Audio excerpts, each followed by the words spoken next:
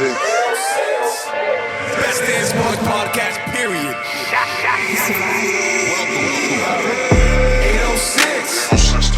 806.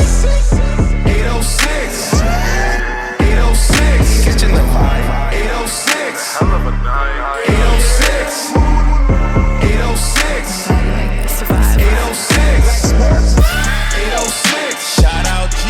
806. 806. We're now in the mix with DJ Wolfka. You already know what it is. It's your boy Melly Mellon. This is the Best Damn Sports Podcast, period. This is 806 The Show. We have a fantastic show for y'all today. As always, I'm joined by my co-host to the left, former YS Hooper, Chinese food connoisseur, the heavyweight champion of the world. Make some noise for REG. What's up? Welcome back, my guy. Welcome back. Good to be back. Another day of 806. Another night. And my co-host to the right, former Salem High football captain, inventor of the Sanchi Special, the suntan Superman himself. Make some noise for Sanchez. Let's go. Thank you. Welcome back. Thank you. I feel a little sore, but still feel good. Okay. All right. I didn't know we're doing medical reports, but Sure, I guess. A little sore, but I don't remember. So we do good. Apparently 806 does injury reports now. I didn't know that. It's important. Everybody must know. Achilles tendon's a little sore, but I'm here, you know. And joining us, a very special guest. This is one of these hoop episodes, and I know everybody loves the hoop episode. So welcoming for the first time to the 806 show, owner and CEO of iHoop Crazy, and the director of Team White Mamba Rhode Island. Make some noise for Jose Garcia. Welcome, my guy. Welcome. How you been? I've been good. I appreciate the intro. It feels good to be here. All right. So first, you know how the beginning of the table of contents or they let you know what's going on. So first, fans, we're going to do a little, you guys have seen this episode before. You guys, our fans know. We do a little sports talk in the beginning, a little NBA talk, and then we're going to go into your career and you know, the iHoop Crazy and the Team White Mamba. But I know we're a little far away. I think the Celtics don't start until what? October. Yeah, October. That's Actually, we're not that far away. Yeah. Is it me or the NBA season starting earlier and earlier every year? I love it. Doesn't it feel? It's because the summer league gets a lot more attention than before, and like the drafting and all that, all the free agent stuff. That it feels like it's like year round. Yeah. Also, all the European stuff too. So like the tournaments. Have you been tapping into the Eurobasket? A little bit. Like today, actually, Giannis just dunked on somebody. So it's like, we're getting highlights year round. I don't even blink when Giannis dunks. Like, he's supposed to dunk on people. Like, But he was like turned around. It's crazy. Baseline, just flip backwards. We get dunk desensitized somebody. of greatness sometimes. Like, yeah. Oh yeah, he definitely hit that plateau where everybody just like, You know what's all cool? right, that's it's just regular. Is it me? Right. Is it me, or is there always some kind of tournament every summer?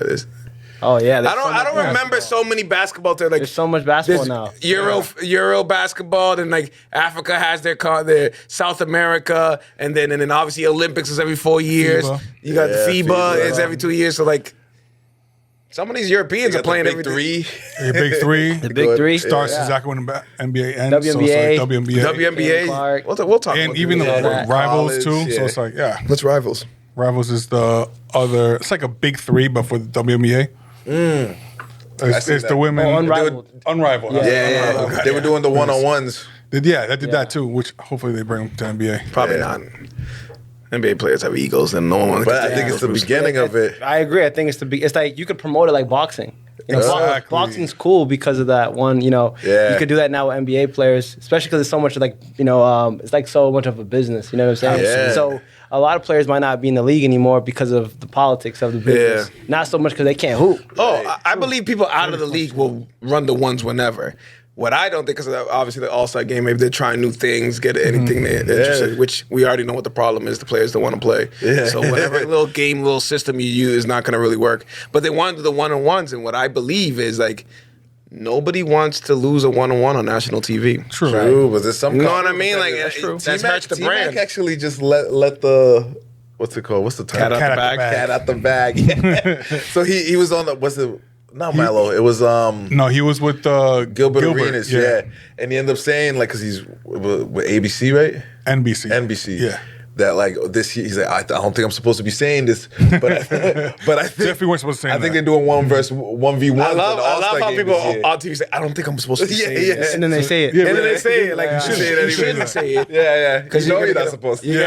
You're gonna get a phone call. It's funny because T-Mac also has a one-on-one league where he travels around the world. Bro, it's and do that it's same booming thing. right now. If you think of like basketball culture, especially on YouTube and stuff like that, like Michael Beasley, like versus yeah. Lance Stevenson Yeah, was that was like big. that was a pretty big deal. I love that a lot of it sponsorship. brought Michael Beasley to the forefront because like we know who Michael Beasley Yeah, was. always We loved knew Michael how much of a problem was, Yeah. but the casual fan or the younger probably doesn't know. Yeah. And now, with the one-on-ones and the big threes and all that stuff, you get to see how talented and how amazing a a place basketball for it, basketball. yeah. Yeah. Yeah, and Beasley's like a good example of someone who kind of fell through the cracks, Yeah. but could still hoop For and sure. still sell tickets. Absolutely. yeah. He's still How about box Beasley? office. All right. Celtics. Oh, yeah. Celtics. I asked a couple guests before in the last few weeks this question. I'm going to ask you this question. What are your thoughts on the upcoming season? Like, what do you think the Celtics can accomplish? Obviously, we don't have the same team we did in the last few years. So where do you think this team goes?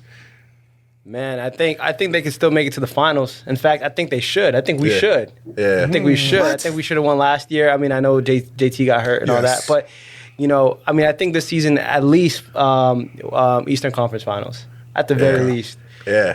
Because we won. I don't think it was a fluke. We had the best roster in the league. Absolutely. But even with JT out during that stretch, we still had a great roster. We had a good enough team to still come out and win. Right. So I think, and especially because I'm from Boston, so I think course. we should win every year. That's how. It's refreshing to hear. I'll tell you right now, as a Celtic fan, it's refreshing to hear. It's someone else. Yeah. Even still, like, finals, bro. Yeah, we gotta go to the finals. Yeah. And the thing about Boston was so beautiful, Massachusetts in general, is like if we don't go to the Eastern Conference Finals, it's like all right, we suck. Yeah, it's crazy. And I'm starting to, because I've asked this question, like I said, a couple times, and I talk to people at work, and I'm starting to realize, like, Celtics fans, like, you don't take losing as an option. Like, it's not an option. And it's like, I keep telling people, like, it's okay to rebuild for 1 year, regroup. They're too good to rebuild. Because the way Roster's I'm too looking good. at Players. I see the roster moves, and it looks like a team who's sitting out a year. It sounds like, you know what I mean? Like we're making. I don't agree with that. Yeah, nah. Just because, like, I think people are not putting enough respect on JB. Like, people are forgetting for some reason. We're not forgetting. We know Is it maybe that little the No, lefty? he kind of fixed that, but still, it's one out of our 2 stars. Mr. One Finals star is MVP, gone. like- We lost a key player in Drew Holiday. Kristaps Porzingis, when he was healthy, was a great asset to our team. Al He's also Horford. gone. Al Horford, did he retire?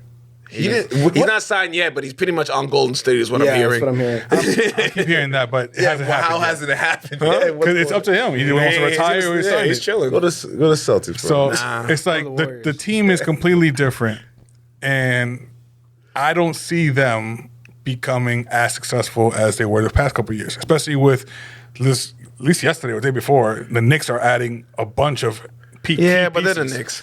They are the Knicks, so they're going to mess it up somehow. But these pieces are important, like to their roster. So I don't see them becoming into the playoffs as anything higher than a 5 seed. The only thing, not the only thing, but it's the thing the Celtics got going for them is that the East is completely. Yeah. You know what I mean? Yeah, that's the problem. another Yeah. thing people You forget. can literally like trip, fall, and roll over into the Well, Eastern Conference Finals. which- The Knicks, Yeah. the Knicks was balling last year. Yeah. So the Knicks could still be the Knicks for the most part. Yeah. And I think we're spoiled over here in New England because we saw the Red Absolutely. Sox dominate. We saw New England, the Patriots dominate. Yeah. And so if those two aren't dominating, now we look at the Celtics like, yo, y'all better do something. You gotta man. do it. Yeah, right. You know? And the thing is about us is like we don't care how we win. So when Marcus Smart was out here doing his thing, we loved it. Right? But when he wasn't doing his thing, or Isaiah Thomas too. Isaiah Thomas was doing his thing, and then he wasn't. And it was like, yo, as fans, even though we were hurt, we understood like we want to win by any means necessary. Do you think the fan base understands the moves that we made? That they is off the financial, because most moves were financial moves to get under the second apron and get it. You know what I mean? As fans, do you like understand like, all right, The business of it, I don't think so. No, I don't think so. No. I don't think they look that deep, but I think they're more like Like why would you? Why would you get rid of Drew Holiday when it's just like we all knew? We all knew before the season ended. We was like, all right, Porzingis and Drew are gone. Yeah. like we knew that just because financially we just knew that. Last hurrah, and it was bad that we. What the hell's Drew again?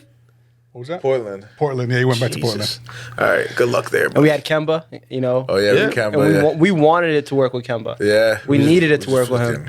Also, his injury drove from out of here. Injury prone. Here's the Celtics had this problem, and it's coincidentally that after they got rid of the small guards is really when we went. I believe, and this might be a little stretch, I believe it's really tough to win when your guard is 6 foot tall and shorter. That's why I think the Knicks will never win. Jalen Brunson is just being a liability on he's defense. gonna not even just like That's usually a thing, though. it's a defensive liability, and eventually like when we played them, like you could in the playoffs. When you got JB or JT covering you got Derek White covering you, 6'8", 6'9". Yeah, That's who for I think is going to make a huge difference in that people are forget. They think they're still a little Derek White, 6-man, little. No, Derek White's just like playing a role, but now that JT's hooper. not there, he's putting a lot more shots up this year. He's And going to be a very important part of the Yeah. team. But next to him is going to be Payne Pritchard, who is a 6 foot guard Right. who can't defend. So it's like now we're back to where we started. He can't defend. Don't. He's a great 6-man. I don't know. I He wouldn't will say he shoot can't whenever the defend. ball touches his He's fingers. the type to like if full he court defends. press. No, it's not. We can't defend because of like lack of effort. Oh, you're just he's small. He's little. He's just little. Like Yeah, I think we have all the pieces that we need, you know, for sure to win. I mean, I think if you look at our roster on paper, I think we could win again. Yeah. Right now with People what we forget have, Simons. you know, and Simons might not be on the team. They're trying He to is. ship him away. That's what they keep saying, but they're not.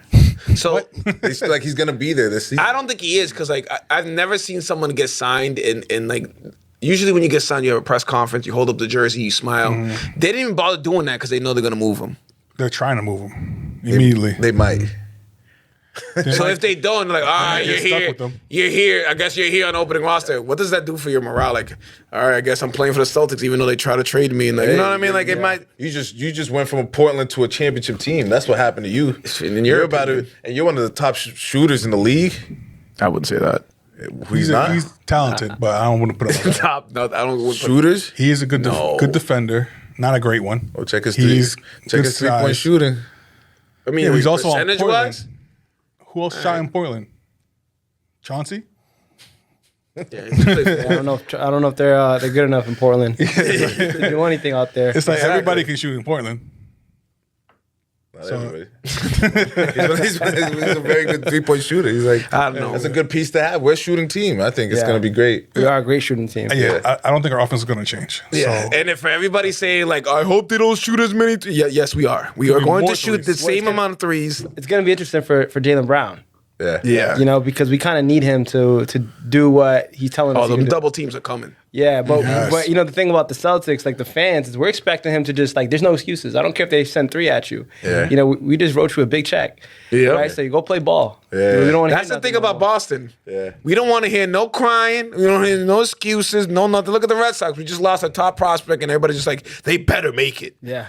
It's like, yeah, they just lost. You know what I mean? And there's no Boston. There's no excuses. It's crazy because like before 2004, before 2000, whatever, we weren't winning anything. And now the last 25 years, because we won so much, it's literally like privilege. I don't care. Oh, the privilege is don't crazy. care. You better win. I don't care. Yeah. Win. I don't care. What do you mean JT's out? Torn Achilles? I don't make it care. happen. He'll be Yeah. back halfway. But I think, like I said, I think that's the people, man. Even just going down and working. Everyone here works. Yeah. It's like prideful to work. Where like in LA, it's like they try to flex. Yeah. Out here, you got to work. Yeah. You don't got a degree, go work. Absolutely. So I think you see that in the fans. That's why we liked Marcus Smart because he was on the The floor. worker, the dogs. He was, you know, being The a heart dog. of the team. And for me, I think just speaking from a Celtics fan, as soon as we wrote JB that check, Yeah. and I want to see you earn it now. Yeah.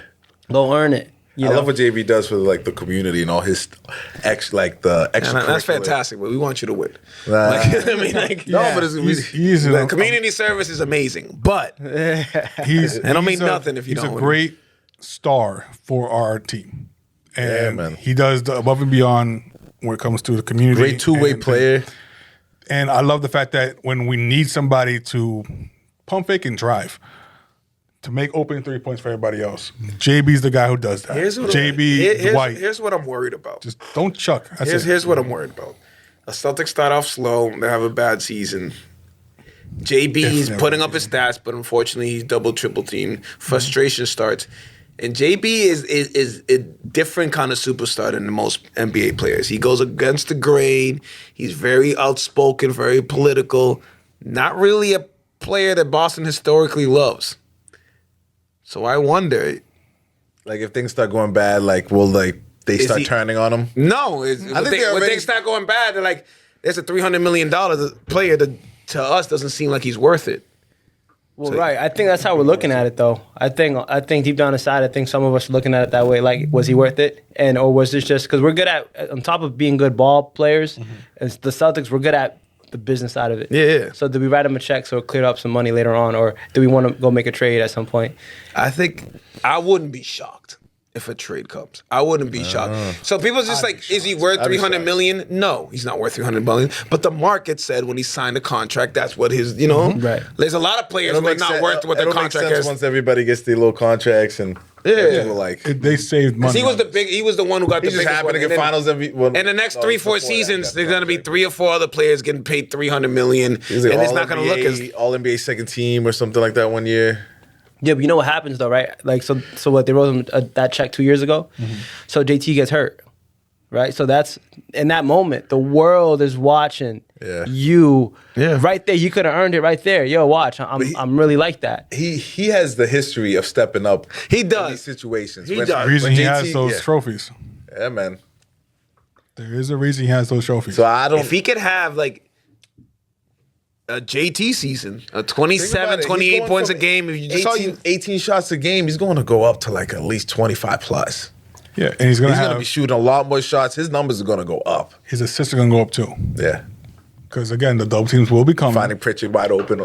and that's They're how still things going to leave work. Pritchard open. I don't- Even though he's starting. I'm not a fan of starting him. I don't like that. Pritchard, move. Payne Pritchard.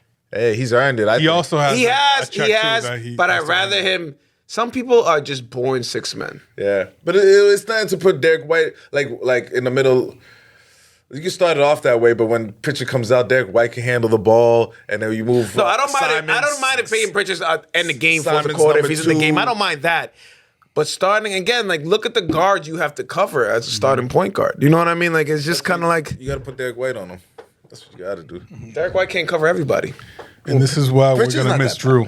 Well, I think Payton, it was good. It was a matchup thing for him when he came off the bench. His role was to kind of light it up. Yeah. But now with JT being out, like I think you're probably right. Like him coming off the bench was good for us. Now that you start him, now it's like a matchup thing. Yeah, because like his job was your job is to shoot and score. But that's it. But now, like you're a starter, so you gotta facilitate. You gotta D up. You gotta know the calls. You gotta do this. You gotta like it's a little different than like you coming in like. Yeah, you got 15 shots and you just chuck, bro, and then Hit those. Right. But Buzzer now beaters. also the world knows who he is now. Yeah. So now we're talking about guys getting paid hundreds of $1 millions to lock you down. So now there are, everyone's on their scouting sheet. They're recruiting him now. They're watching him now. He They wasn't know on the he can scouting shoot now. report last year. I don't think so. You know, they As know a he can sixth shoot. man, he was getting like that many points. I think he was. Hitting those half court shot, which actually I'm gonna bring up now. You see that they changed the rules? So now a half court shot or a buzzer beater in the quarter shot doesn't affect your shooting percentage. Really? So somebody like the person they I was posted really was upset Steve. about this. I don't think it's a big deal, but This is the reason.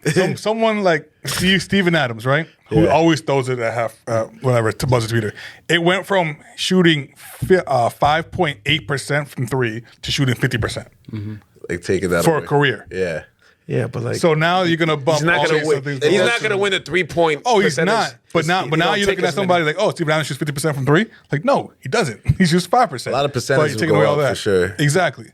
And Peyton Pritchard is a huge He's a huge half-court chucker. half-court chucker. Yeah, So, yeah, and the quarter just chucking it up. and he's hit way So more then than I what thought happens he if would. you make it then? It still counts. Still makes it 3. But, Oh, but it's is that once, a- once it misses, it counts against the team field goal. Percentage. But rather is that than a your field personal. goal Personal. attempt if you make it? Probably. Yeah. Question. Yeah. Right? Well, Because most it's likely. not a field goal Like, attempt. why if would you you take that miss. away? Yeah, right? Yeah. It's like, I just made it. What do you mean it's not a field goal? I That's feel my like stats. it's just a weird thing to change, you know? Especially Yeah. going into a I season. feel like NBA, like, I don't know what it is, but like I feel like they have to change something every year. Like you don't have to change. don't I have feel like to. every year there's some little like 2K where it has like every year The question, yeah. It's like, man, keep it, keep everything the same. Stop asking me. Well, I think the problem is viewership. Yeah. I think basketball, the world of basketball is changing so much. Yeah, So you got to do something. it's like the business of the game now. So that's all it is. It's crazy. So, okay, from that angle, it is exciting if someone hits a full court shot. So now more players won't be afraid to ruin their percentage and take those shots. Yeah. So I guess it amps up the excitement of it. You start seeing more Currys and Lucas. Exactly. Just chuck. Making them. But then again, you're also going to see someone like, I don't know, Ayton Yeah. shoot a full court shot just to get some excitement in there, but not get any penalty for it. But hey, let's see how it goes. Again, they change everything. They might tweak I think it. the NBA has a lot more issues than field goal percentage on a half court shot. I feel like you know what I mean.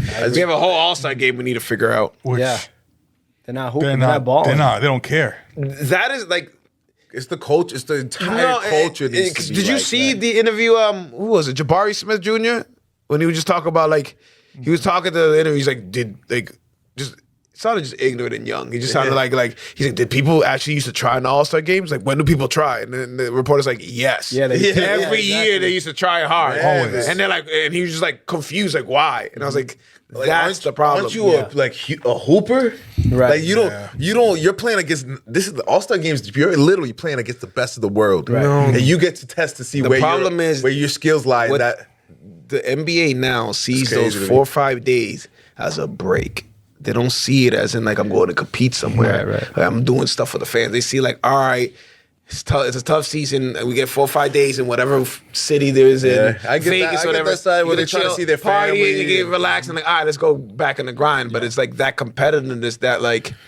Also, on Gilbert's podcast, they brought up again, like back then, it was you just show up maybe an hour or two before games, and then you do a little interview, you're done. Now you're there at like 10 in the morning Oh, you do the for the whole- press thing the entire like weekend. the whole media. So day like and- people don't want to do any of that, and if they do that, they don't want to. I guess all that stuff like I feel like it started with LeBron, to be Yeah. honest with you. yeah. I feel like before him, everyone was trying to hoop. Even early 2000s, Yeah. 2008-ish, around that, before that. But then I think when LeBron, everyone was he didn't want to do the dunk contest when he was the best dunker in the league. Yeah. That was a real question mark. And then, Makes sense. You're the leader of the league. Yeah, but You gotta do it, you I know? wouldn't say that affected the All-Star. I don't know. on The leader, Sunday. the leader of your league, the face of your whatever, the face of the league, just chose to sit out last Right. year. Yeah. that's a problem. Is it like when It Kobe kept it happens a lot, alive yeah. and then it died? That's where it died out. That transition. Like he's not even like, So, like, Kobe did it he's not too, even. And I've said on here, I'm a huge LeBron fan, but I've definitely had an issue with how he's been behaving the last couple of years. That's just me. Yeah, it's been- I understand Yeah. that when you're the greatest scorer of all time, you deserve some whatever. But for you to like, literally like, there's one thing like we're complaining about players not even trying, and he went a step forward like, yo, I'm not even gonna play. Remember he showed up and he took the And he didn't even dress up. But Like- that's like, not, come- like- Horrible. If you're the that's face not of the new league, though. If you're the face of the That's league, you not got to be new, out though. there. You gotta be like, Kobe did the same exact thing. when? Literally during his last year to be an Yeah, but All-Star. but was he's he old. hurt? Was he- at So that was point, he LeBron. out. Supposedly. LeBron was not hurt. He LeBron was played like, the hey, next man. game. The man said he's hurt. So Of course he's gonna say he's either hurt. way. This is like a game time, daytime decision. Like He midday. literally- You know what? I'm not gonna dress up. The one for that this. I didn't like was that Ant did it. Because Ant was like an hour before, like, yeah, I ain't playing. Like at least a day, like, all right, LeBron. But how's that not from like, oh, if LeBron's not gonna play, well, why am I gonna play? It might Right. be. Well, I'm saying that ideology started with LeBron. Yeah. No, I feel like it started with the dunk contest. Everybody was dunking. Yeah, in the dunk contest. Every superstar, and he was the right? best. He was the best dunker in the league, and he doesn't want to do it.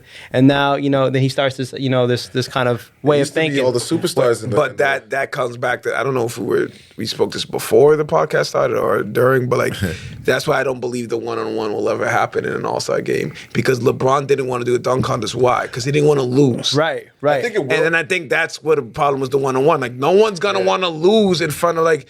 I think it will happen. I don't think it will be the superstars like we want it to be. Well, that's technically what All-Star, those ones are supposed to be. Was Yeah. the guys Some making of a them might. name for themselves. Like, Who won the people- dunk contest the last 3 years? I Can't tell you. Couldn't tell you. But JB, the G League kid. Exactly. That's my point. Matt McClung. Yeah, They had to go Yeah, get that some kid. Yeah. So the fact, you're supposed to make a name for yourself during the All-Star, Friday and Saturday. That's what you make a name for. Those are the younger guys coming in. yeah, that's why I respect that. Like G JB League. gave it a shot just off the strength of the culture. Kind of like he didn't. It wasn't a good attempt like that year that he tried to do the dunk contest, but There's not a lot of like. the big stars got to do it. My big thing is number one, and this is never going to change. It's not going to stop. Is how economics work. The NBA players get paid way too much money. Yeah. So when you get paid that Little much bonus mean money, nothing. not even that. I was like, where's the incentive? Like, whether I win or lose, I'm getting $35 million this year. Like, you know what I mean? Like it's hard to be really upset from your team not making the playoffs when you're getting paid $35 million. Remember when they used to say half the NBA players go broke? That doesn't happen anymore. Oh, absolutely not. That's gone. They're getting paid $40 million a year. You're not going broke even if you tried. So there's no, they don't. There's young people. They don't care. The young, even the Tatums and the Browns are a little different. And look how they treat him because he's cut. Nike don't mess with him. You know what I mean? He's cut from a different cloth. But he's the competitive. He's more old school. He's like, oh, if I These gotta sign guys, with Nike, I gotta watch. We got half I gotta these watch what I guys say. painting their nails. We got me and Adiel were at a basketball tournament. Shout out to P2P. We had players doing TikToks after the games and stuff after losing. You know what I mean? It's just like it's so weird. It's a weird time for Different sports. world, different world in sports, What- especially in basketball. What I was gonna say is that you make your brand All-Star Weekend. Now you can make your brand on TikTok. I think that's the problem. And that is everybody's you're no longer worried about their brand. Incentive on Everybody has a brand. Everybody has a shoe deal. Everybody has commercials. So that's what they're worried about. Like, I'm not playing one-on-one, and then what? Then I lose to this dude, and I don't get my Nike commercial. Like, you know what I mean? That's what people think. I think like it's not really how it would work. Right, because you're gonna get those sponsorships and those deals off of the attention. Yeah, of course. So if LeBron is playing Giannis in a one-on-one, then the businesses are coming. The farm, Oh man, that would be like Tyson versus Yeah, but what would they Floyd? say? What would they say if the all-time leading scorer, LeBron James, loses one-on-one to anybody? yeah, but So you know, online, the another social media's. media. I wouldn't think anything of it. Like if LeBron We lost wouldn't, to Kyrie but like I'm talking about the one-on-one. casual fan. Like, come on. Another issue is LeBron got to get out the league at this point. Thank you. Because we could do I've been these saying, things. I've been saying, like, listen, when the Lakers signed him, they didn't think he was going to be here this long. I agree. You know what I mean? Like, it's like, bro, LeBron, big LeBron fan. I went to a Celtics game wearing your jersey. I did, you know what I mean? I'm a fan. It's time to go, bro. You know what I mean? It's time. I agree. It It's is time. Yeah. So what are you This playing should for just now? start the It is farewell time. tour this year. Almost It time. feels right for some reason. Like this should be his. Because last year. like we saw him in the playoffs, right? He did not care about the playoffs. Right. You could see you could see tell- effort you on could someone's tell face. He knew that he did not have the team to even make anything happen. Yeah, that's But yeah, but that's It's not an just like, excuse man, to not. this- yeah. It sounds like he's in full control of his career. So like, if he really wants to win, you got to be thinking Warriors. You got to be thinking Celtics. You got to be thinking. you can't let go me just there. try to go there. Yeah. Because at this point, especially with how the Lakers are doing him, I feel like they're switching the gears to Luka. Yeah. The Lakers is not his no more. So where are you gonna go? Because the NBA, the fans are not gonna accept Cleveland. LeBron just walking around. We don't want that no more. So, but we would all accept LeBron trying to win. We'll accept that. So LeBron, what are we doing? You know what I'm saying? What are you trying to do? Right. I would rather him go back to Cleveland. They're a good team. A third time. And get him another. It's played out, bro. I don't want Everything him is to go played to, out. He's done Yeah, everything. he's- Everything is played out. For 23 years. Why should have been loyal from the beginning? Stayed your whole career. But like, why is he too late playing? now. He's already a billionaire. I don't understand why he's still playing. Right. I really He owns, don't like, give me soccer the teams. don't He give me owns the part of the love Red of the Sox. basketball thing. Don't give me that. It was play with What are we- Bronny, and now it's play with Bryce. Bryce, that have you sounds seen Bryce? crazy. Bryce barely making a college team. He's not coming anytime Hey, soon. man. So, and LeBron ain't really falling off too crazy He either. actually- So it's like. I know he definitely did say he's he like can do that. honestly like he could play another 5 if He can. really wanted to. But do we want to watch it? Exactly. That's another issue, though. Like ain't staying up for the Lakers anyways. it's the NBA. It's not the LeBron James show. Yeah. So Does he know that, though? I don't know if he knows that. The big markets would love to see him, like you said, go to Cleveland, but go to Cleveland and wrap it up. Yeah. Or go to the Warriors and win. That's what the people want to see. The I don't people wanna who are see him flying. anywhere near Steph. The people who are flying. Well, the thing is, what they just did with USA Basketball, where they came together, and it was something that we're also talking about. Yeah. That's something that would shake the world up if they went to go play together. Yeah. But like, so again, LeBron, what are you actually playing for That's real? a good question. Just try to like freaking get his son to the next. Yeah. We'll have him on and we'll ask him. You know? No, because I think he has enough influence away from playing to be able to do that. Yeah. It's like I think we all wanted to see the Bronny thing. Yeah, but and right before we move on, we got to definitely talk about your stuff here. But before we move on, I think him acting the way he's acting, and obviously him and like going against the grain and not playing the All-Star game, bro. You want to buy a team one day, right? I think you should start behaving, sir. Or NBA's the boys' club, and be like, oh, you want to act like that? Nah, we're good. We don't need you as an owner. So LeBron, remember that He's already part of a giant. What's it called? The thing that owns the Red Sox Sox and the Yeah, thing. but that's that group alone has enough power and authority to buy a team. bro. NBA No matter team, what he says, NBA he'll team, do it. NBA's different, bro. That's- NBA literally made a racist owner. well, you can't to be sell racist. his team. right. Well, Racism is not illegal. well, again, It definitely is. we can't we, it's not. we Hate can't crimes. we can't like we gotta think about the people too, right? Like what do people want to watch? I don't think we really want to watch LeBron that much. I anymore. don't want to watch LeBron anymore. I don't think we do. I'm league- not the staying, league has I'm changed not too staying much. up, especially on any, Oh yeah. any Plus night they of the changed the It's only, times. it's only one day a week. Oh, either way. Yeah. Either way. I'm not staying up 10 Right. p.m. watching 2 Oh, hours. yeah, I'm not watching the West Coast games anyway. So Yeah, like, you know what I mean? yeah. 10:30, bro. I know some people that You would, got a LeBron- quarter, maybe the first quarter, and I'm sleeping. Like, But no, honestly, think about him playing with Steph in Golden State. it'll be amazing to watch. It'd be amazing to watch. Yeah. If he wants to make $2 billion, go play with Steph. In my opinion, everyone would watch that every night. That's I think that's your last chance he of a should- ring. As long as they both leave together. I think you should retire, do a little podcast, Man, those produce your little horrible movies and stuff you do, little shows that never good, and go about your business, bro. Like we don't need to watch. Like, you know what I would do if I was LeBron and you want all the attention? Go play in China. That'd be crazy. No. That'd be crazy. Absolutely not. That brings too much value to like That's the just- basketball league. That's the in dumbest thing China. I've heard. Yeah. What? That is the worst decision. If I'm a superstar No. and I'm on my last couple years, No. Stephon Marbury, Absolutely your not. career. why not? Stephon fell off and then went to China and became a god. No. Well, yeah, I kind of got kicked out, but If I'm, LeBron can score 40 points a game in China and More and, than that. and be a spectacle and get all the like. Why not? No. Well, if I'm his manager, I'm thinking like, what do people want to see from LeBron? Like, what will they accept from him? Not going to China. Probably not. But I don't think anybody but wants to see anything else. We're also from LeBron. seeing these other brands being built, like Jason Tatum, JB. His brand isn't the same, but you got Yeah. Anthony Edwards. Yeah. I think John Morant was up there, and then He fell all that off, other yeah. stuff. Yeah, right. There's a lot of brands being built. I think if I'm the NBA, I'm thinking it's probably time to get away from LeBron, unless he's gonna go do what we need him to do. Realistically. he'd be cool to have in like to see coaching. I would like to see him because he has the mind of the game to like. He's super IQ.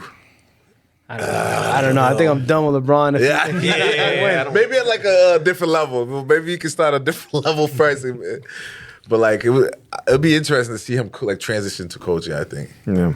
All right, time to move on here. Tom Brady, big owner. So we talk about a bunch of hoopers, but we also have a hooper on here as well. Yes, sir. Yes, sir. So I asked the question to every hooper we have here when they come on here and join us graciously on our podcast. Where did the love of basketball come for you? Oh man.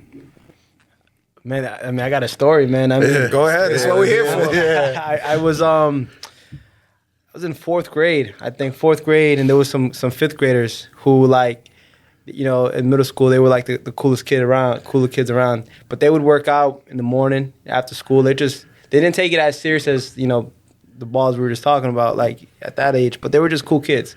The girls liked them and all that kind of stuff, right? And And I'm like, yo, I kind of want to be like them, right? Just whatever. I like the swagger. Basketball hoopers got Hoopers? swag. Hoopers were the cool kids, man. They just got the swag. They just got the swag. So I'm like, all right. So whatever they're doing, I'm just gonna do more. You know. So, all right, they'll be in the gym at 7 a.m. All right, I'm gonna get there at 6 a.m.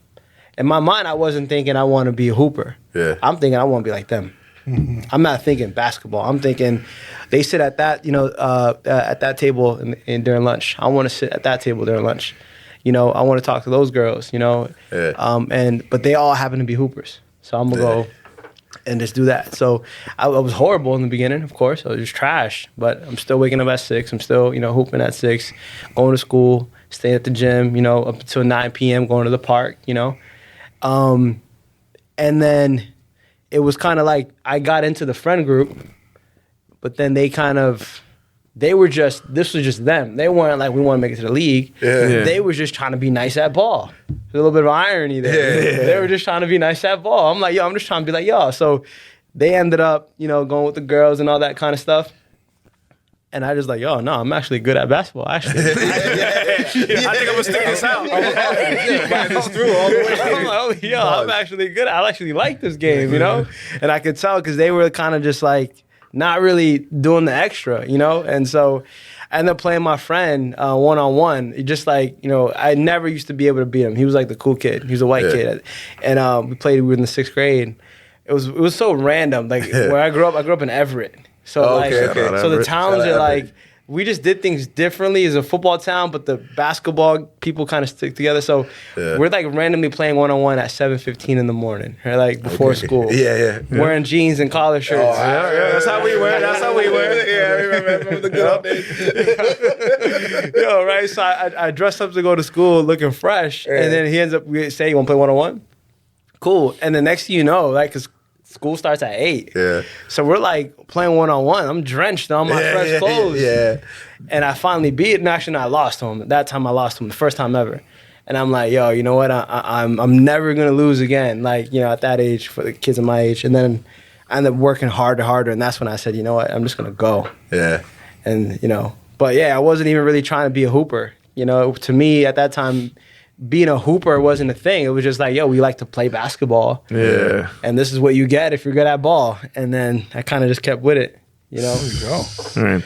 So you went from hit the Colts. you grew up in Everett, but you didn't go to high school in Everett, did you? I went to Everett High for 2 years. I played basketball, football, and lacrosse. But basketball was really my thing. I almost played lacrosse too. There was like a small little. Yeah, well, I played for like 4 games, and I was like, "Yo, this ain't it." It was just, it was a different thing. The lifestyle is different, But yeah, that was like in 6th grade, 7th grade. The story I just told y'all, and then around 8th grade, 7th grade, I started playing club ball, and then I started like really competing at that level on a club circuit, all that, and I started really playing, Yeah. And then I started varsity. I played varsity my freshman year at Everett High School. Started my sophomore year, and then it's a football school over there. Yeah, man. Absolutely. We got a lot of rings over there. Yeah. So Jason Maitre, Lucas Dennis, Mikey Williams, not Mikey Williams, Mike Sammerstill. Yeah, these guys are in the NFL right now. Fire. Jake Wilcox, one of the best players to ever go to Brown University. Oh, okay. We grew up with these guys. So some of these guys, like they were football guys, and I played football too. I was good at it, but again, they were football. Yeah. I'm like, oh nah, y'all for real. I went to community college and I met this guy from Everett. And he had literally like three rings in 4 years. I'm like, how, bro? It was like we had it with him. I was just like, what? Football players exaggerate everything, man. They like there's no reason for 3 chocolate milks during math class. Like that's unnecessary. I don't care how good of a linebacker you are. Yeah. It don't make any sense.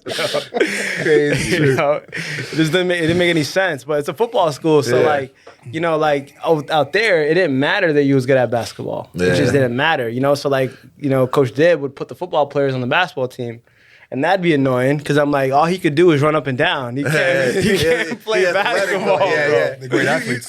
You can spot a football. Yo, I'm not player gonna lie to you. basketball. It's so annoying playing football players on the basketball court because it's not the same game, and they play it like it's the same game. Footwork, everything's like, oh, he's a football Yeah, and player. they unnecessarily like put themselves in a situation, bro. Like one more. Like no, you're a cornerback, bro. Like you're not shooting basketball with us. And then they get mad when they play 2-on-2 or something like that.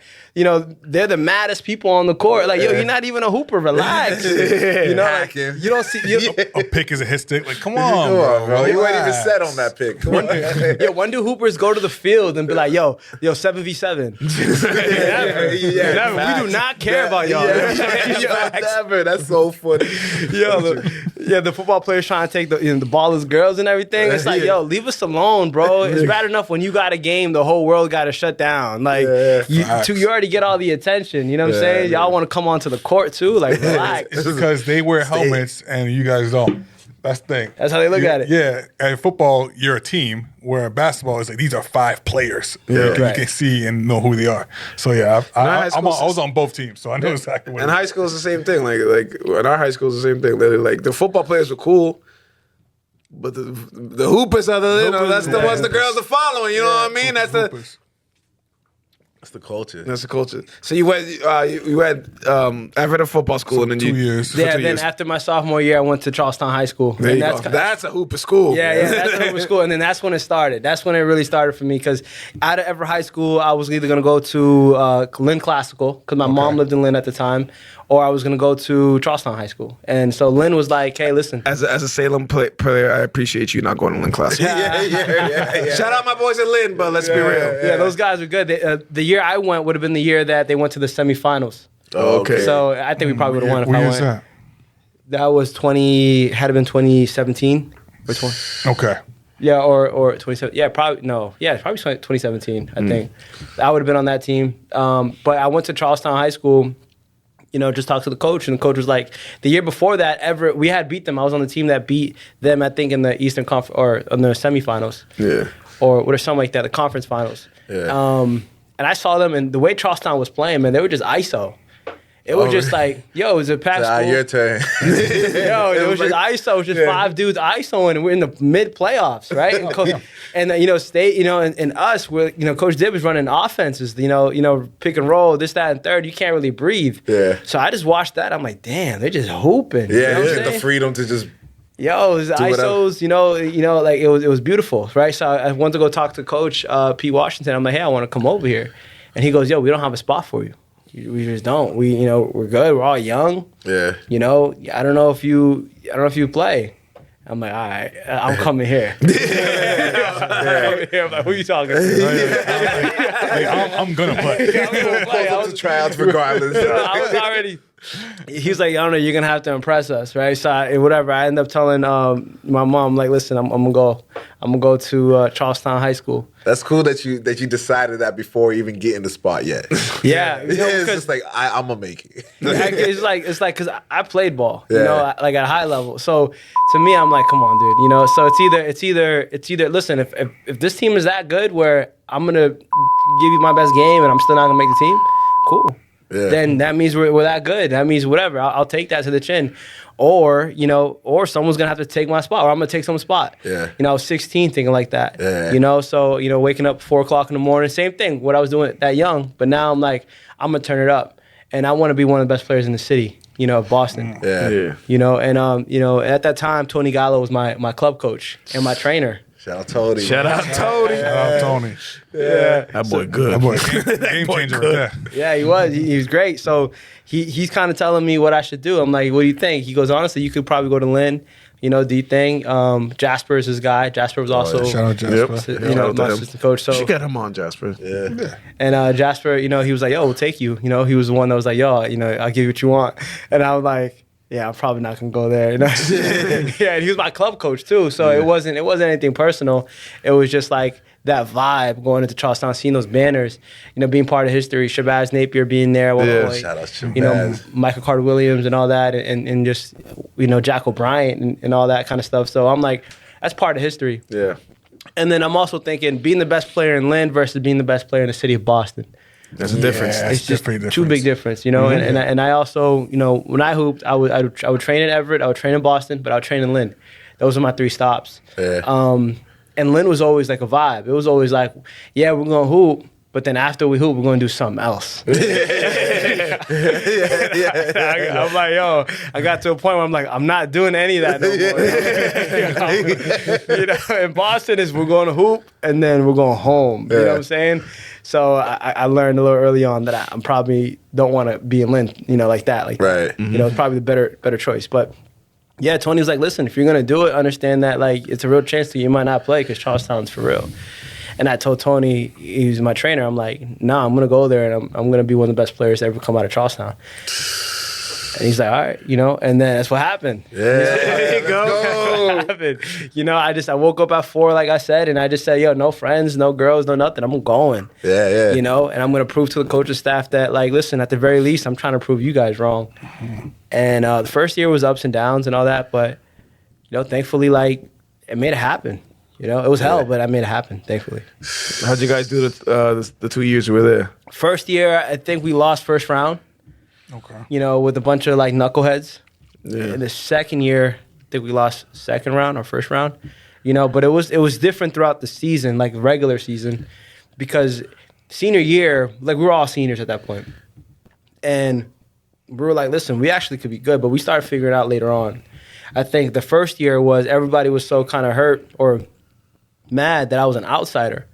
To them, like I'm from Everett, so they're looking at me like a white boy, like a suburban, you know. And I'm like, you know, whatever, you know. So they're trying to figure out like, yo, you know, what's up with him, you know. So they were trying to test me. I'm talking about my teammates, you know what I'm saying. So instead of just saying, yo, we're gonna hoop and like whatever, at least we got better.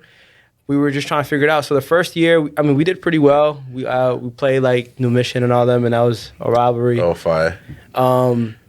And then that second year is when we kind of turned it up. But that's because we went from junior year to senior year. We spent, you know, the whole summer together. Yeah. We put our differences aside. You know, we played high level ball.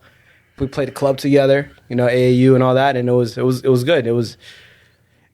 Then we were ready for the dog fight. But eventually, like I remember, it was cool because I had to tell my brothers. I'm like, listen, you guys are looking at me like a threat. When like it's kind of crazy because like the middle when I was first iron ball. I'm like, yo, I just wanted to be like y'all when I was in 6th grade, right? Yeah. And I'm like, yo, you guys are y'all city players. You know what I'm saying? Y'all from the city. Like I'm looking at you guys like I'm coming here to be part of you guys. You guys are looking at me like I'm a threat. Yeah. I'm like, I'm with y'all. I'm trying to, you know, learn from you guys. I just happen to be good at ball, but if we can put that aside, you know, like, we can do something. Like, yo, you He's like, coming to take our spot. like, yo, you're like, yo, I'm like, yo, help like, you I'm about to win. get cut if this We're trying to win. if like- he keeps on hooping like this. I'm about to get cut. I'm like, yo, you're my brother. You can't guard me, but you're my brother. You know what I'm saying? Yo, if we could get past that, then we're gonna be fine. You know what I'm saying? You know, so it was that, and then it was good. It was good. Yeah, first year we lost to everyone we should have lost to. The second year we beat everyone we should have beat, and it felt good. I hit you know, a few buzzer beaters. You know, what There I'm you saying? go. Is Is there a better feeling in the world than hitting a buzzer beater? No. It really isn't, right? Yeah, it's like God put it together. It feels like Perfect. out of body. Yeah, experience. It Yeah, was. I'd give up a lot of things I've done in my life to hit a buzzer beater. like like a lot of good accomplishments, like graduating college, and like you know what I mean. Well, we had senior night against Brighton. okay. And you know Brighton, I remember Brighton. Yeah. Brighton, and they were at Salem's Charlestown. nemesis. The sales So nemesis. we were packed house for senior night, and I remember we're down by I think 2. Yeah. It's our ball, and then we run this play. I got it stripped. I turned it over. Boom, and they go down there and lay it up. So I think at that point, or no, we were up 2. Yeah. So now they're up. So now we're tied. They're tied, something like that. And then I get the ball back. Right, same play. Right, coach calls something else. I just wave him off. I call the screen. I come off it, whatever. And then none but net, buzzer beater.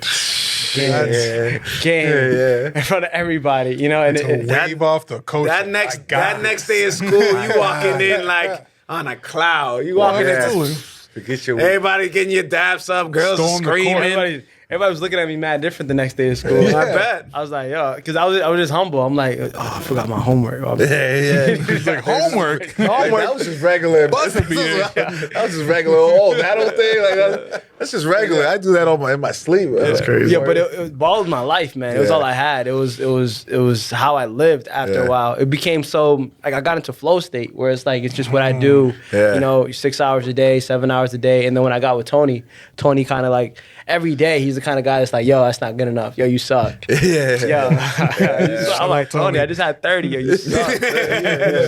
You suck. Can't even believe you're on my team. Like, Yeah. you know, that's how he was, you know. But then later on, I realized like, yo, He did it for a reason. He's motivating me. You know what I'm saying? Because you know, I was he had tryouts the other day, and I was there. I'm talking to those kids. I'm like, I'm gonna talk to y'all as brothers. I'm like, literally, when I had practice and I was gonna go play for Tony, I'd take a bus and train. So I would go from Sullivan, you know, go to the Blue Line, go from the Blue Line to Wonderland, Yeah. and then take the bus up to Salem. That'd be at least 2 hours from school to practice. And for me, it was like, yo, like Tony was the closest thing to making it, in my opinion. You know, he's short like me, but he was a dog. He was a killer. So Absolutely. and he played at that level. Yeah. And he was humble. So to me, I'm like, yeah, I want to be like that. You know, and he taught me how to. So when I came back to school after that year with playing for him for club, then I started to see like, yo, I see his way of thinking of basketball on the court really took me to the next level. Because what I learned was those city guys they're good because they're from the city, but they don't have any structure. Yeah. You know, you throw them a pump fake or whatever the case is, you stay poised and calm. All of a sudden, you know, they don't like that. Yeah. You know, all of a sudden. So Tony taught me like, you know, how to be a dog for real, Yeah. how to use it. So yeah, a lot of my career goes out to him for sure. Shout out to him. Yeah, as well. shout out to him. We gotta have you back, Tony. Yeah, Bring right. whoever you want with you. After that college ball, where'd you go to? I went to CCRI. Rhode Island. Yeah, Community College Rhode Island, where I played point guard. 8 players on the team. We had 15 players on the team for a semester, and then, you know, after the first semester, we had 7 guys that failed off. They flunked off the team. So we had 8 players, you know, and I tell this story forever because we went 28-4 with the number 5 team in the nation. Fire. Jesus. Yeah, Technically, you only need 8 players. right. Are you still tired? Get back in there. We never lost at home, right? But There you I go. tell the story, you know, my college teammates, and I hope they're watching this, but we hated each other. You know, at least I didn't like them. Yeah. You know? But we hated them. Not gonna lie. They're at home finding out now. Oh, you didn't like me? For real? Jose? It's like that? It's like I that? thought we were brothers. All those wins we got together. Not gonna lie, no, but we didn't like each other, you know, but we respected each other. Yeah. You know, and I think me transferring so many times or transferring to Charlestown taught me that, like, you know, because you go to Everett, you're dealing with a bunch of, you know, really majority like white people. Yeah. Then you go to Charlestown, now you're dealing with, it's like a 96% black school. Yeah. So now my environment just changed. So now I'm in college dealing with a new set of guys. And I realized, like, hey, I'm here because when I transferred, all my best friends that I grew up with were at Everett. Yeah. I left them at that age, said, yo, I'm done with y'all, period, and then I'm over here. So now going to college, I'm like, yo, I'm just trying to play. I'm, you know, at JUCO, I'm trying to get out after my freshman year. I'm trying to go somewhere else. And I could tell coach was kind of playing games with me because, you know, I probably averaged around 22 points in high school. I was a scorer. And I get to college and coach was like, yo, I just want you to only facilitate. Only move the rock to him, and him. And I'm like, I'm looking at them. I'm like, yo, you want me to keep passing him the ball? Like, I could score too, you know? What do you mean? Like, what do you mean? This guy probably ain't gonna make What it. are, I we will. what are we talking about, right? And like, you recruited me as a shooter, dude. Like, you know, so it's like, about college, right? Like, you know, he got me and it messed me up mentally, and I kind of wish it didn't. I wish I was just like, all right, cool. Like, people don't realize like the small mental part of basketball. Yeah. Where, like, It's important. Yeah, like a lot of little things can just throw your whole. Well, college is tough because usually if you're playing college ball, you are, if not the best player on your high school team, one of the best high school high school players. So to make the transition to be like, yo, I'm the star, to like, oh, you're not. So a you lot might of just be a adapting. role player. You're like, You're I've never been a role player my whole life. I've been balling since I was. always adapting fifth to grade, new you know? coaches and always adapting in different environments Also, and if you're being like recruited, yeah. he recruited you because you were the star player. Yeah. he should have told me like, hey, I love the way you're playing, but we're gonna use you this way. If you don't have that conversation, that right there gonna throw you off completely. Because you're thinking I'm gonna be a star right here, and obviously you were good enough to be that star, and you guys made it work. But did you stay with the facilitator, or did he ease up and let you play your own game? Yeah, well, I had to I eventually just like shut my mouth, and I was like, all right, I'm gonna do whatever. So I went from starting to on the bench to playing deep minutes. I mean, as a freshman, I played at around 20 minutes a game in college, so that's a lot of playing time. in college. But for freshman year. But it messed me up mentally because I'm like, I could have went somewhere else, and kind of just did what I wanted to do. Instead, I'm over here in Rhode Island. I probably wouldn't end up going there at all. I would have not been in that state at all. At that time when I got recruited, it was D2. So as soon as we get to campus, and this happens a lot too, as soon as we get to campus, he says we're D3. So I'm like, man, you told me. I'm like, I already moved here, dude. Like I would have already went out there. You know what I'm saying? That's crazy. I would have not even mention that. I would have went home. I would have stayed home. I would have, But so now we're at a D3 JUCO. I'm like, dude, really? Like, I kind of took a step backwards. I could have stayed home, worked out, and then figured it out. But I kind of said, I'm just still gonna, I'm gonna figure it out. Yeah. And I mean, we had good ball players on our team overall. Great ball players. But we had one teammate who was like 27. I like just turned 20. It's like I'm like, damn, different vibe. That's a vet in the NBA. Yeah, it's like I didn't even know that was possible. I would have been came back. 27. Yeah, there was one dude. He had a kid. It's like it's like Jesus. But I get it. You're trying to chase that hoop dreams, which is dope. But yeah, I mean, we had to thug it out, and and I think it helped me a lot right now in my career because, again, especially with these kids nowadays, is like when they go through adversity, they just quit. Yes, they just quit. For me, I'm like, crazy. For me, I'm like, I hate everybody and my coach. I hate everything about this. But when it's game time, when in college you practice every day for 3 hours. Mm-hmm. That means I'm spending a lot of time with people, and it's uncomfortable. It's adversity. You're running 17s. You gotta have good grades to stay on the team. Yeah. You gotta have a good personality, everything, because these professors, they report to the coaches. So I pushed myself knowing that when the season's over, I don't know if I'm gonna play ball no more. Especially when we lost in the conference finals. To me, I'm like, okay, literally one of the best teams in the country. So I know I could play. Yeah. It just maybe, so after that, after my freshman year, I'm like, I'm just going to go somewhere else, So I remember talking to my coach, and I'm like, hey, coach, so 28-4, it's all recorded. It's official, right? One of the best teams to ever come out of school.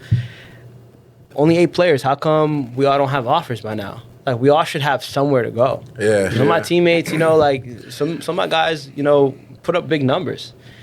And, he's like, my job isn't to get you recruited. My job is to win games. You got to go figure that out.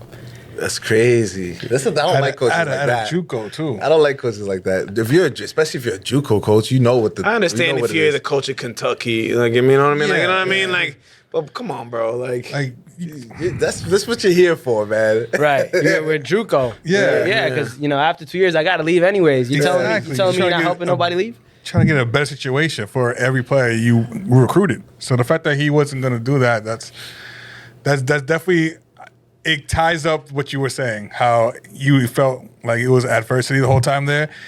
It got worse and worse the more you talk about it. And the fact that you still continue playing it's like... right? So I'm like, all right, cool. So my thing is my major was marketing, right? And I found my love for it. So it's gonna be a nice segue real quick. there you go.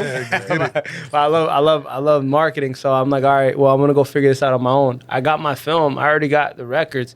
So I'm just gonna go, email the coaches myself. Matter of fact, what schools do I want to go to? Yeah. And so I reached out to Penn State Schuylkill, which is NAIA D2, and then Providence University in Canada, which is D1 in the Canadian League.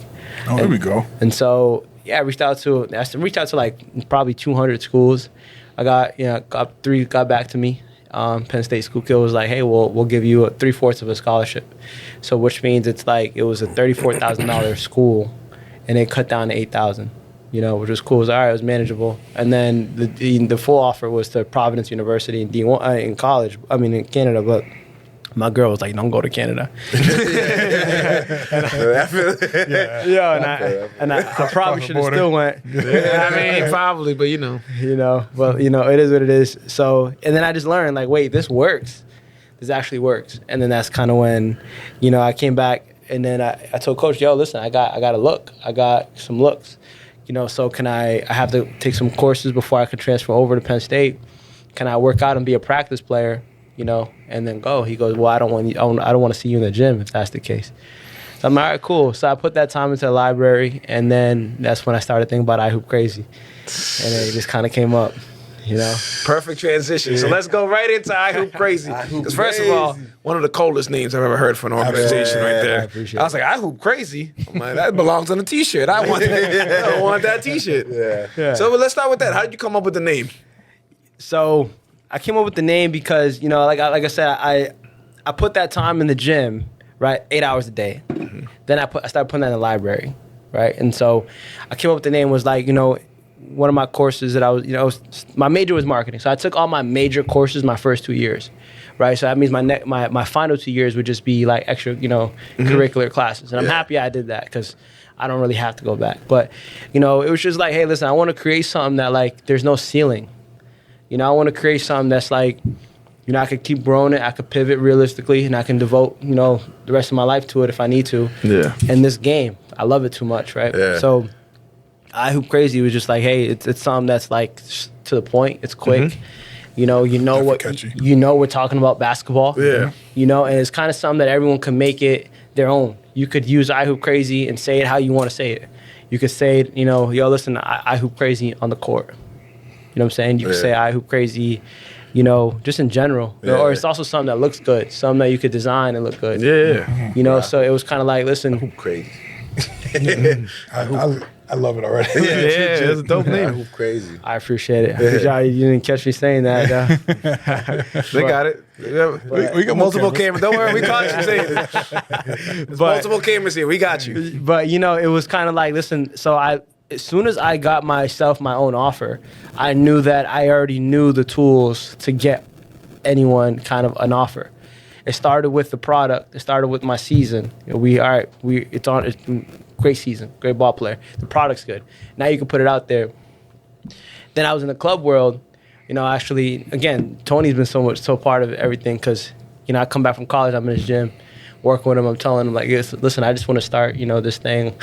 And he's like, damn, you're going to stop playing ball? Like, he was good. I'm like, yeah, but I see something here. And that's probably the most uncomfortable point of my life. Yeah. It's change. Where it's like everyone knew me still to this day from playing ball. Yeah. And I'm young. I'm 20. And I'm like, yo, I'm done playing ball. I'm going to pursue iHoop Crazy. And everyone looked at me crazy. My family looked at me crazy.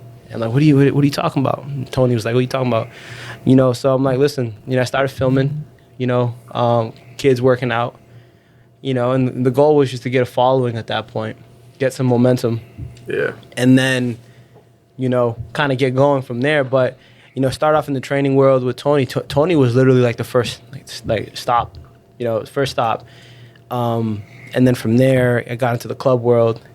And then I got to see like, wait, these guys need this. These kids need this. Yeah. They need like someone who knows how to put them in front of the cameras, how to, make it happen. But again, and this is like, Tony's not paying me to say this. This is real. Yeah. This is real. His family, like, he was like, yo, listen, like, my first highlight ever, he helped me, put together. Talking about high school, going to college, etc. So it's kind of like that was kind of the formula plus me going through it myself. And then being able to be with players and talking to those parents who said, hey, like, we want to play college, but we don't really have that exposure, because there's a lot of players who are good. Yeah. I think we all can think of at least 10 players that we know they're good. Absolutely. Damn, this person could have went to the yeah, league. he's good. She's good. He didn't get the exposure that he did. But they don't have that exposure. Yeah. So iHoop Crazy became, listen, I can put, like, first, before we had the following, it was, I know how to promote you. Yeah. Just like, because, every company needs marketing.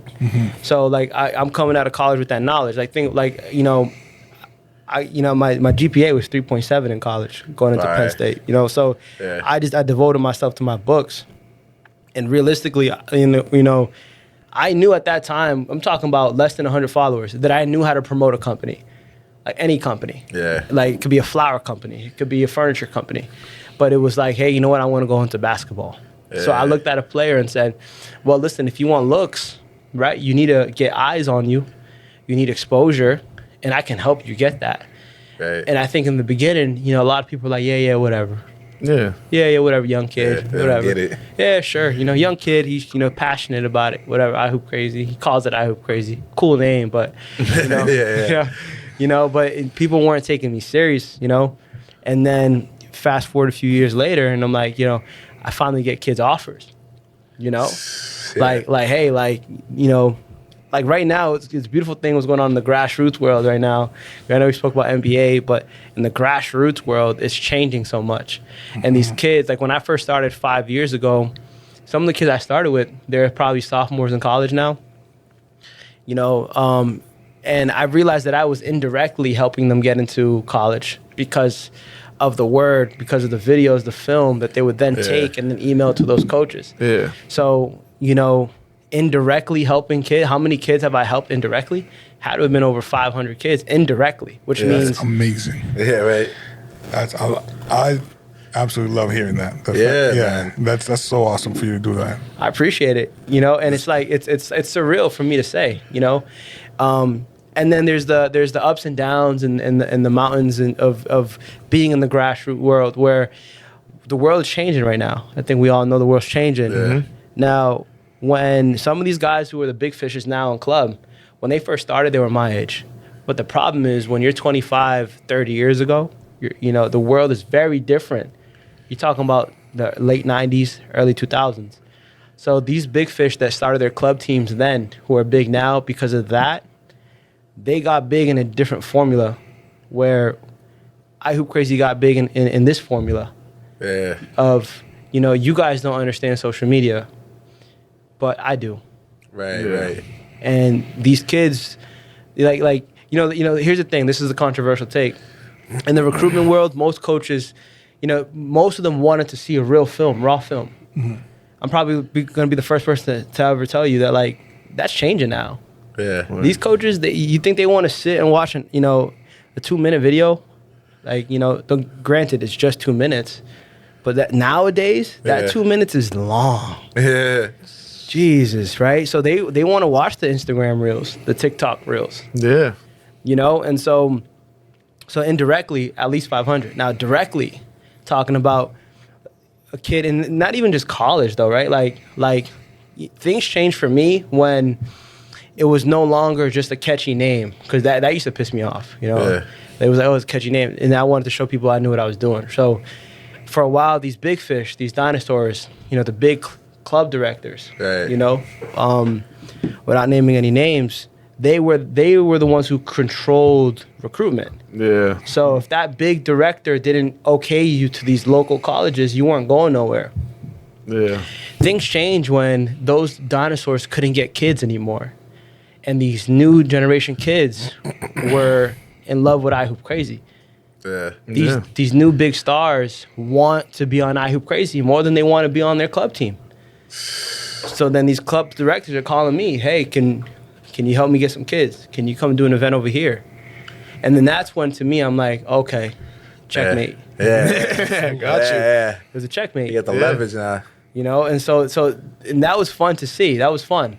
And then also, it's kind of like when they say, you don't want to meet your idols, right? Because to me, I'm like, Jesus, you're like God. Yeah. You're sending kids to Power 5 schools, but you don't get this kid unless I say go.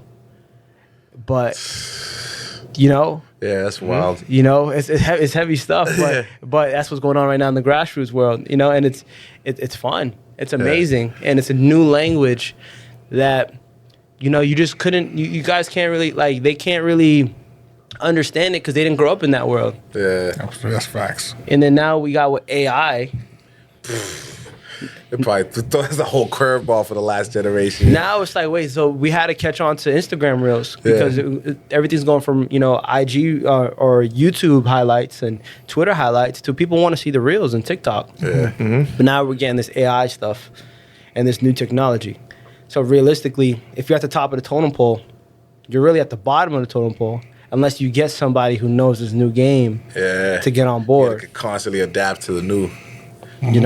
So like, because recruitment is changing so much, and then like, thankfully, like I have relationships, so like I really think I'm a gem in basketball because people in New England specifically saw me start from, like, I have humble beginnings, right? When I first started I Hoop Crazy, started in college, and then, just going through my own personal stuff.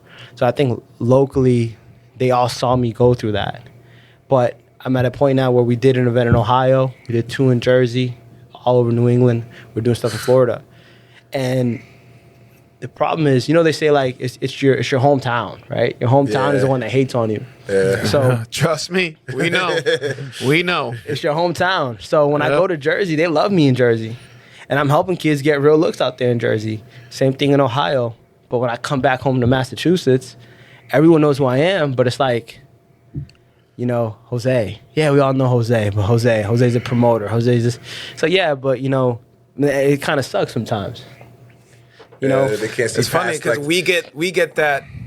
Like I said, we've been on podcasts. Have been going for maybe 4 or 5 years, and then we got to the point where our hometown's like, oh, that's just the podcast guys. You know what I mean? We're just like, yeah, we're a little more than that. We have amazing guests. We do all this, but they see us as just like, I wouldn't say take us for granted, but it's just like, oh, 806 is, every week they have an episode. We'll watch the ones we want. You know what I mean? That's kind of just like. It's like, it's different. It's like their perception is different because like, they know. That's my cousin's boy. I don't know. But I see it be your own city sometimes. It's your own city, man. You gotta blow up Like outside. If I'm at the mall, I don't get the Salem guy saying like, "Yo, what up?" I get some random like dude from like Boston, like, "Yo, you're on the pod, right?" That's usually how I get, because those are the people who are interested. Because Salem just like, I love Salem. I'm not talking down on Salem, but it's that mindset where like your hometown is not gonna hate on you, but they're just gonna take you a little for granted because they've just seen you a lot. They know who you are. Yeah, but it's annoying. It's annoying. Trust me, it is. It's annoying. I'm with you because like you said, everything you're saying. Like we're doing big numbers. Like we did an All-Star game. Last year, I think it was 2 Novembers ago. And before I even launched the event, I said, "Oh, I know we're gonna have 160 kids from Massachusetts to pull up." 160 kids from Massachusetts. It's a lot. Yeah. That's like, we're talking about the ball players. We're talking about the kids being offered. And they're pulling up to my event, and they're all from this area, right? I'm like, it's big, but the people that I'm working with, like, again, like, people who've already been around, instead of saying that's huge, they're trying to, and here's the thing about where we're at today is, right, and it's no longer about me anymore. It's bigger, and it's always been bigger, right? So like now we have an audience, and I think the next generation of I Hoop Crazy, the next era is gonna be the next one, the big one. Yeah. Because what we learned was, there's people who play for EYBL. Well, they love the EYBL circuit, and there's the Adidas circuit. Yep. There's all these other things, but what we learned is people love I Hoop Crazy too. So they're gonna go do that, and that, but they still want to see I Hoop Crazy. Facts. Yeah, and that's what people have to start seeing. It's like, hey, at some point we have to accept it for what it is, because it doesn't matter what you rank the kids. They also want to see what I Hoop Crazy ranks the kids. So it's bigger than what it was. That's fire, man. That's great. So it's great. This whole thing is surreal to go through. I do remember the feeling of being part of like one of the major club programs, and then getting to the point where I'm like, damn, I'm bigger than y'all. Word. And it's like, I say that humbly because there's a lot of hard work. Yeah. And, and throughout the journey, they have been good people who helped in their section. But, you know, like this is perfect for me right now, you know, because my mother just passed away. Sorry to hear that. Appreciate it. She had brain cancer, you know, and she called me last September and said, listen, I need my son in my life right now. I don't think I have another year. So we had just did the iHoop Crazy All-American game in New Jersey, which we sold out. And then, you know, I said, you know, let's just hang it up a little bit and I'm just going to take care of my mom. You know, so I was gone for a whole year just taking care of my mom. And, you know, I was cleaning her, I was bathing her, I was giving her medicine. Yeah. And, you know, that was hard. But Absolutely. what I learned was, like, that's love, Yeah. right? Like, I love my mother. Yeah. So that love versus the love that I thought I had for iHoop Crazy is two different loves. You know, before if you said something crazy about iHoop Crazy, you know, I'd be pissed. You know? Yeah. But, you know, I was with my mom when she took her last breath, you know, and that hurt, like, in a different way. So when some of these people say what they say about iHoop Crazy, I'm like, yo, I don't feel it. It's like, that doesn't hurt, bro. Right. You know, cool. Yeah. All right. You know what you're doing. You know the numbers. You know how it's going. You know. You know the impact you're making. Right. Yeah. You know, and so like, thankfully, I love to, like, I'm happy to say, like, listen, I own 100% of iHoop Crazy. Love it. You know, like, you know, on the Love business it. side of it, right? And so it's like, I started it by myself. You know, it's different if I started with 4 other people, but I started by myself. And I remember when it was nothing. I remember when we were at the park, and, you know, people were like, yo, it's a cool name, but, you know, whatever, Hispanic kid, right? That's what it was. And now I'm like, I work with some big investors who put some big money down, and, you know, and it feels good to say this, and I'm saying this pridefully. I could be sitting down with a bunch of amazing, you know, successful entrepreneurs, some Jewish, some Asian, whatever. And I say, it's cool, guys, you know, but this is mine. Yeah. You know, it's cool. Yeah, you want to wherever you want to, and you know, you have a successful liquor company and all this, but iHoop Crazy is mine. Yeah. You know, so we can talk business, but, you know, you can't go say you own it. We're just Right. talking business. You know, just make that clear. And I say that to say, because while I was gone for my year, some people were like, yeah, you know, like, I own it, whatever. I founded it. Like, no. I went through the pain, the real pain, the sleepless nights, the, you know, nights where I'm crying, the nights where nobody would come to a gym, nobody would come to my event, nobody would buy anything, you know, nobody would invest. You know what I'm saying? As a young Hispanic kid, you know, who come from humble beginnings. You know what I'm saying? So, like, it just, you know, I'm just, you know, so, like, this is part of, like, no, I went through a lot of hell for this, you know, and I'm ready to get back to war. And I think being there for my mother showed me, like, that's pain. Yeah. You know, this contract's not pain. You know, well, you want 35% of this event? I don't care. That's not pain. You know, it's like, it's not, whatever. It's like, you know, and then I learned on the business end too, like, you know, like, we could do whatever kind of deal, but I own all the IP. So it's mine. This is my name. It's the most important thing in the world. IP, owning your IP. Absolutely. Intellectual property. Intellectual for those, property. Yeah, for those that don't know. You know, so, like, again, I had to learn this at a young age, but it goes back to, I had teammates in college who took 2 gym classes and 2 art classes and 2 music classes. And I said, yo, I'm just going to double down and give me all my, you know, all my credits now. Give me all my core classes now so I can study, be a big bookworm, because I'm not going to play ball forever. I might never, I mean, who knows? I can't dunk the ball, I can't do nothing. But, you know, one day I'm going to stop playing ball. Yeah. You know, like Kobe. You know, when Kobe stopped playing ball, he was entrepreneur. Yep. Oscar winner. You gotta pivot. You gotta find something else. And to me, I loved basketball so much. When I got to college, I hated the fact that my coach robbed it from me because it was a business. Yeah. So it meant more to him to like play with me, so that he could make me the player he wanted me to be versus the player that I could have been and should have been. So, like, I never want anyone to have that kind of control over my life. Word. So whatever deal that I made, it was like, yeah, deals are deals, you know? I'm going to want to work with people. If this is going to be special, I got to work with the big dogs. But just being smart in that practice. And it taught me a lot just going through all that. Word. How did you, Team White Mamba Rhode Island, how'd that come together? How'd you get together with our old friend Scal? Scal. The White Mamba. Yes, sir. Yeah, I just reached out, to be honest with you. I just reached out. I reached out online. I'm like, hey, listen, I'm trying to do a league or a circuit. You know, would you guys be interested in hosting the circuit, the league at the event at your location? And they were like, sure. You know, it was kind of quick actually. Yeah, why not pull up? Yeah, sure. He's a real cool guy. Yeah. It sounds like him. Yeah, cool. Pull up. Well, it was more so like I just filled out an application and then it was Matt. You know Matt's his guy, but he called me. I think I was in the pool. I was like kind of like just chilling, like sipping pina colada, just kids yelling in the back. And he calls me. And I'm like, I don't know why I answered. I'm like, I don't know who this is. Hello. He goes, hey, this is Matt. I'm like, oh shit, my bad. I'm like mid, in the pool. What's up? He goes, yo, hey man, you wanna meet?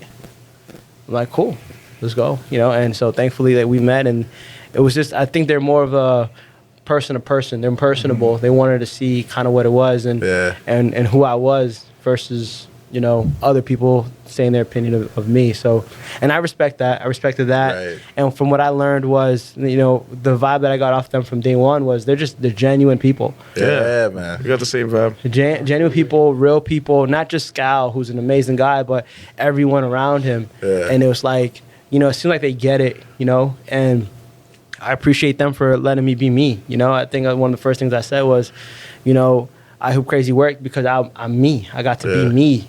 And if we want White Mamba to be real in Rhode Island, then let me do what I got to do. Let me be myself.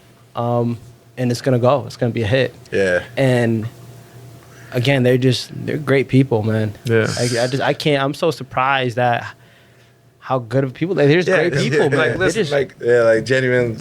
We had Tony Gallo on. Tony brought Scal, and listen, Scal does the Celtics game every single game. He's on national TV. Yeah. He's on all these commercials, and he came to a little old podcast and just chopped it up with us like we was a regular guy, and that was amazing to us. Which he is, of course. Yeah.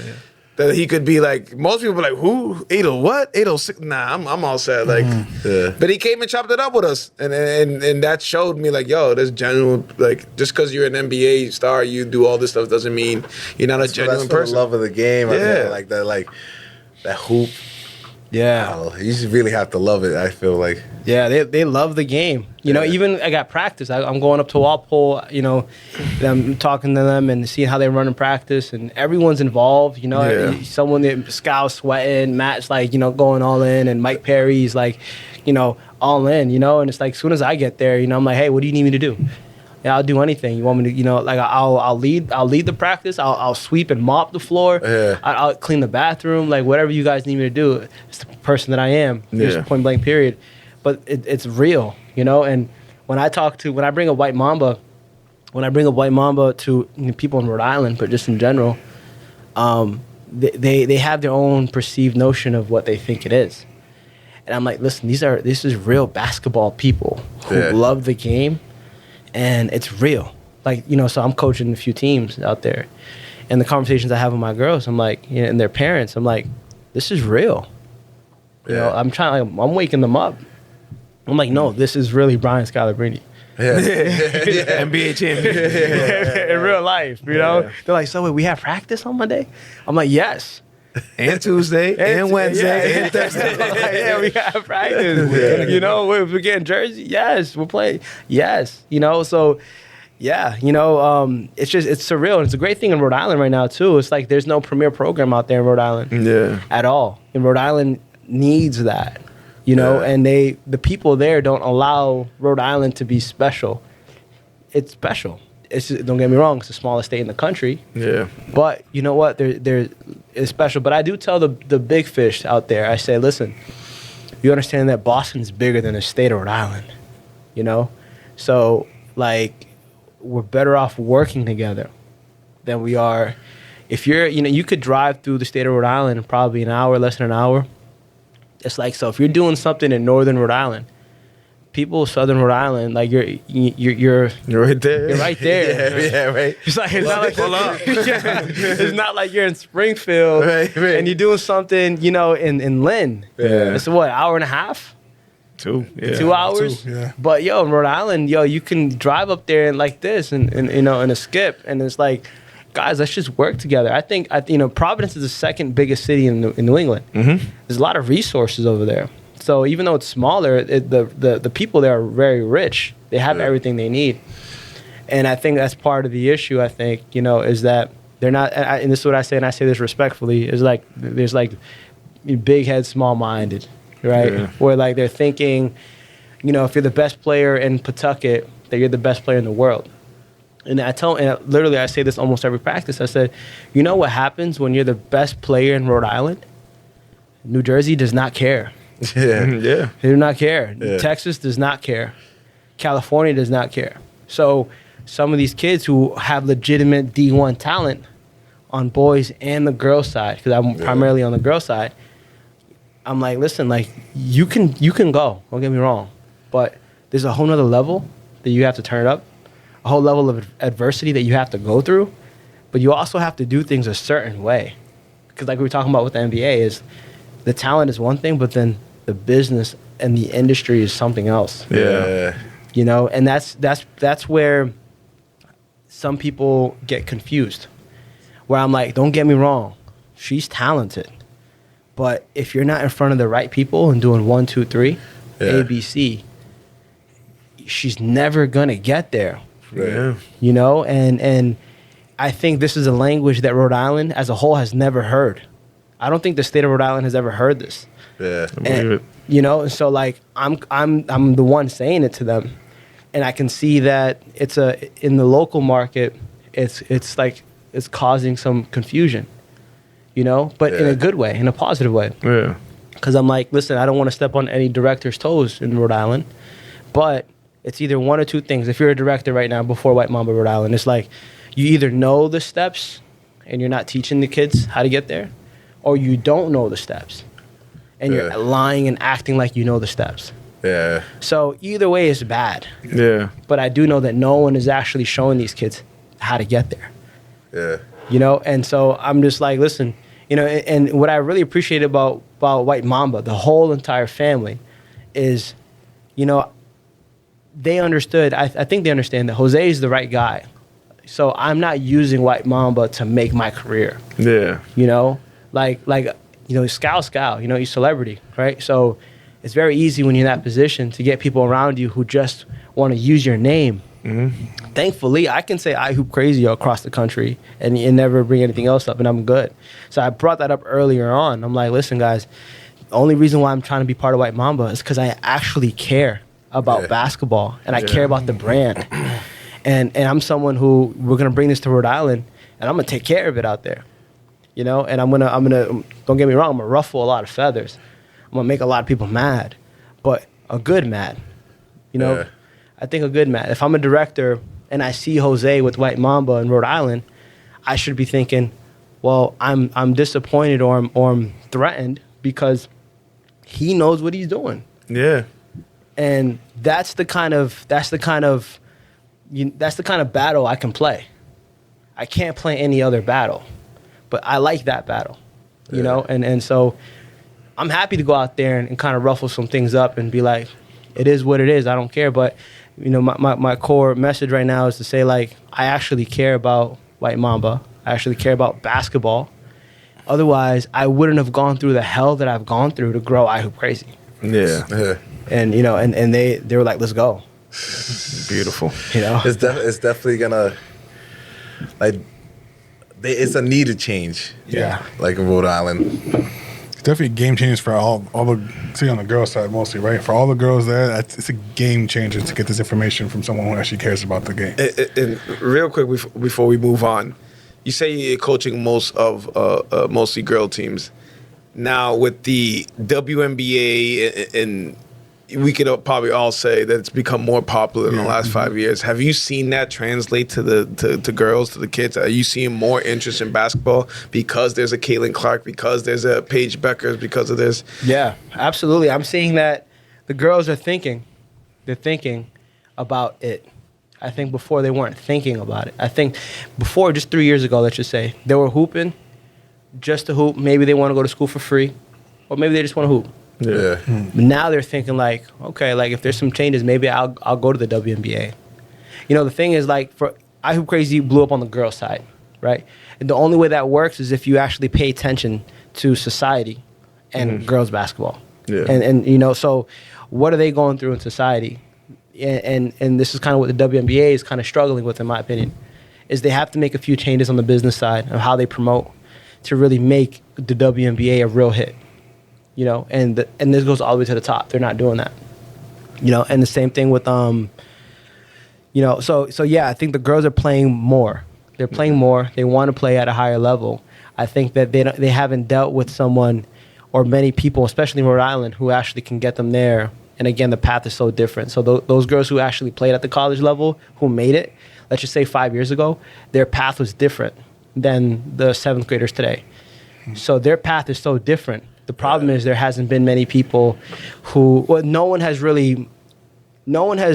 successfully gotten a kid recruited with this new way of doing recruitment.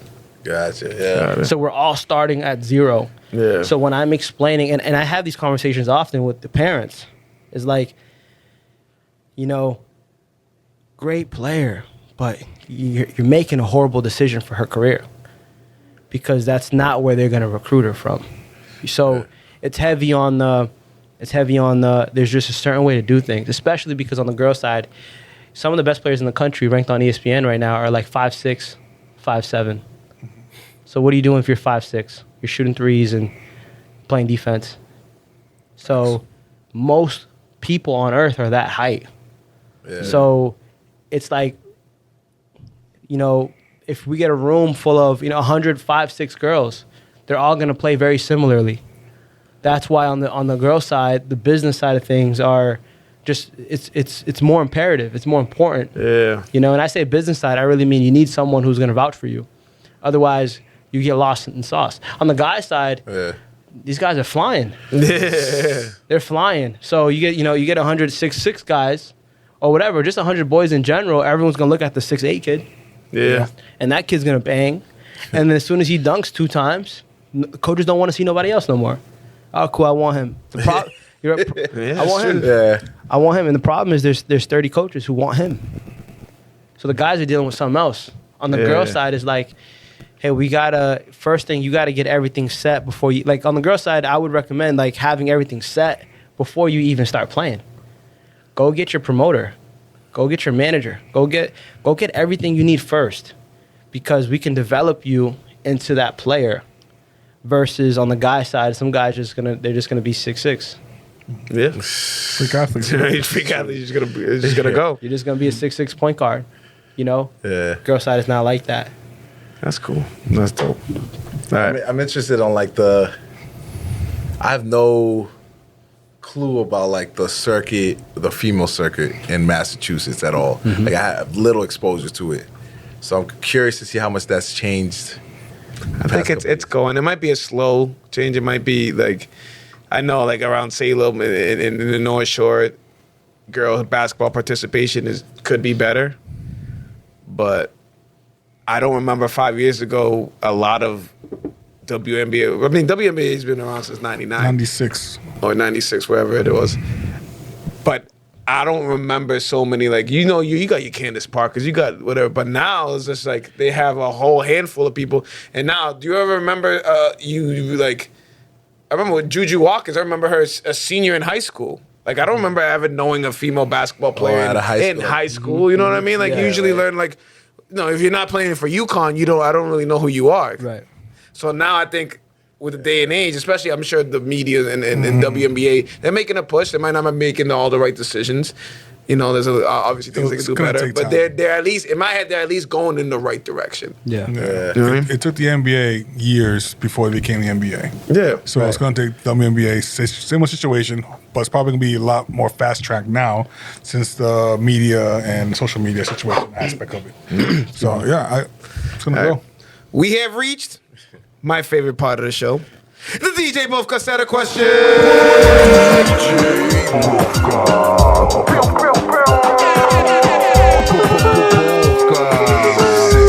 DJ Bufka. You are now in the mix with DJ Bufka.